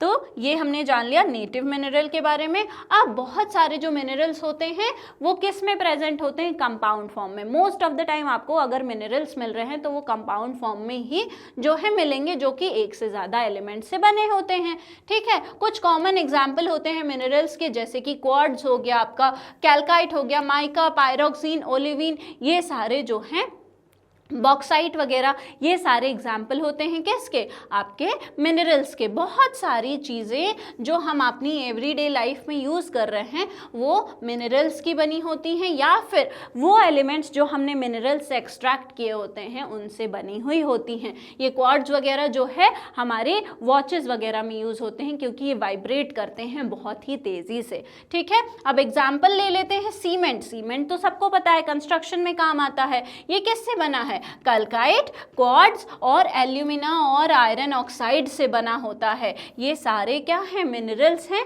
या फिर हमने इसको मिनरल से क्या किया है, एक्सट्रैक्ट किया हुआ है। तो सीमेंट जो है इनके कॉम्बिनेशन से बना होता है। अब एक और चीज़, टैल्कम पाउडर। टैल्कम पाउडर जो है वो क्या है, मिनरल टैल्क से बना हुआ है, और ये क्या है, टैल्कम पाउडर कॉस्मेटिक्स वगैरह में जो है बहुत यूज़ आता है। ठीक है। तो अब साइंटिफिक हेरिटेज में जो है हम एक आर्ट फॉर्म के बारे में जानते हैं कि कैसे लोगों ने ये जो स्टडी है एलिमेंट्स की, मिनरल्स की, इन सब चीज़ों को कैसे एक आर्ट फॉर्म में जो है निकाला है। तो डोकरा आर्ट जो होती है वो कहाँ पर, बिहार और उड़ीसा में जो है मेजरली प्रैक्टिस की जाती है। इसमें अलग अलग सुंदर फिगर्स बनाए जाते हैं, अलग अलग जो है अलॉय को यूज़ करके, और उसका इंस्पिरेशन लोग नेचर से लेते हैं। पीपल वगैरह के जो है क्राफ्टशिप, नेचर की क्राफ्टिंग जो है लोग बनाते हैं। ठीक है। ये कैसे बनता है, सबसे पहले एक बी वैक्स मोम ले लेते हैं और उसमें जो है अच्छा सा शेप बनाते हैं। अब उसके साथ क्या करेंगे, उस वैक्स को जो है कवर कर देंगे क्ले से। ठीक है। अब वो वैक्स क्या है, वैक्स तो पिघल जाती है जब उसको गर्मी मिलती है, उस पे शेप बनाना आसान होता है। पहले वैक्स पे एक शेप बना लिया, उसको क्ले से जो है अच्छे से ढक दिया। अब उस शेप को क्या किया, उस क्ले से जब ढका तो वो शेप क्ले पर भी आ जाएगा, और क्ले थोड़े दिनों बाद जब हार्ड हो जाता है, सूख जाता है, तो उसको जो है मेल्ट कर देते हैं। वो जो मोम से उन्होंने बनाया था उसको जो है मेल्ट कर दिया। अब जब मेल्ट कर दिया उसको, तो उसमें क्या भर दिया, मेल्ट करने के बाद वहाँ से वैक्स चला गया और वो जो है एक मोल्ड बन गया, और उस मोल्ड में हमने क्या भर दिया, उस मोल्ड में हमने मोल्टन ब्रास या फिर ब्रॉन्ज भर दिया। ये क्या है, ये हमारे जो है अलॉय हैं। अब जो है जब आप उसको, जब वो हमारा मोल्टन जो ब्रास और ब्रॉन्ज था, जब वो जो है हार्ड हो जाएगा तो किस फॉर्म में बन जाएगा, वो डोकरा आर्ट जो है बहुत ही स्ट्रॉन्ग और ऐसा कुछ जो है बनकर आपको मिलेगा। ठीक है। अब ये जो डोकरा आर्ट होता है वो बहुत स्ट्रॉन्ग होता है, बहुत शाइनी और गोल्डन कलर का होता है, क्योंकि ये मेटल के ही तो अलॉयज हैं। ठीक है। और ये जो फिगर है इसका इंस्पिरेशन कहाँ से, एनिमल्स से, पीपल से, नेचर से। ये दिखाता है कि उस ट्राइब जो है उसकी कितनी ज़्यादा क्रिएटिव है, उनके ट्रेडिशन को जो है दिखाता है। तो डोकरा आर्ट ने क्या किया, डोकरा आर्ट ने ये अलॉय वगैरह को यूज़ करके अपनी क्रिएटिविटी दिखाई। डोकरा आर्ट एक कैसा आर्ट फॉर्म है कि अपनी क्रिएटिविटी, अपने ट्रेडिशन को दिखाना अलग अलग अलॉयज़ को यूज़ करके। ठीक है। आइए, तो अब एलिमेंट्स और कंपाउंड्स जो होते हैं ये बिल्डिंग ब्लॉक होते हैं किसी भी मैटर के। ठीक है। मैटर क्या है, मैटर तो कोई भी चीज़ जो मास, जिसका थोड़ा मास हो और वो स्पेस ऑक्यूपाई करे, उसके जो हैं ये क्या होते हैं, बिल्डिंग ब्लॉक होते हैं। उन्हीं चीज़ों से, इन्हीं एलिमेंट और कंपाउंड से मिल करके बना होता है क्या, हमारा मैटर। ठीक है। अब ये जो मैटर होते हैं, ये मटीरियल जो भी हम आसपास देखते हैं उन सबको क्या करते हैं, ये बनाते हैं। यही एलिमेंट और कंपाउंड जो है हर मैटर को बनाते हैं, और जो भी हम आसपास चीज देख रहे हैं वो मैटर है। लेकिन कुछ ऐसी भी चीजें होती हैं जो मैटर नहीं होती। बहुत सारी ऐसी चीजें हैं, जैसे कि लाइट हो गई, हीट हो गई, इलेक्ट्रिसिटी हो गई, हमारे जो थॉट्स हैं, हमारे जो इमोशंस हैं, ये सब भी इंपॉर्टेंट है। सनलाइट बहुत ज़रूरी है, आप चलते हैं तो शैडो बनती है। ये सारी चीज़ें जो ज़रूरी हैं, लेकिन ये मैटर नहीं है। क्यों? क्योंकि ये स्पेस ऑक्यूपाई नहीं करती हैं, इनके पास अपना मास नहीं है। इसलिए ये जो चीज़ें हैं ये क्या हैं, ये मैटर की, उसमें मैटर की कैटेगरी में नहीं आती हैं। तो कुछ ऐसी चीज़ें जो मैटर हैं वो भी हमने देख ली, और क्या चीज़ें मैटर नहीं हैं वो भी हमने देख लिया है। तो अगर आप ये समझते हैं कि मैटर होता क्या है और कौन सी चीज़ मैटर नहीं है, तो आसपास की जो दुनिया है उसको समझने में हमको बहुत हेल्प होती है। ठीक है। तो ये हमने जो है अपना लेक्चर को पूरा कंप्लीट कर लिया है। इस चैप्टर के सारे कंसेप्ट्स को अब अच्छे से रिवाइज कर लिया है। आई होप जो है अब आपके सारे डाउट्स क्लियर हो गए होंगे। और अगर आपको हमारे और भी लेक्चर्स के वीडियोस देखने हैं तो बिल्कुल फ्री में अवेलेबल है हमारे मैग्नेट ब्रेन्स के यूट्यूब चैनल, हमारे मोबाइल एप्लीकेशन और हमारी वेबसाइट पे। साथ ही साथ ई नोट्स और ई बुक्स का लिंक आपको डिस्क्रिप्शन बॉक्स में मिल जाएगा। और हमारे जो अदर टॉप कोर्सेज हैं जो कि इंग्लिश और हिंदी दोनों ही मीडियम में है, वो भी हाई क्वालिटी में अवेलेबल है। तो इस लेक्चर को ज़्यादा से ज़्यादा शेयर करिए, लाइक करिए, हमारे चैनल को सब्सक्राइब करिए, पढ़ते लिखते रहिए, हंसते मुस्कुराते रहिए। Thank you very much.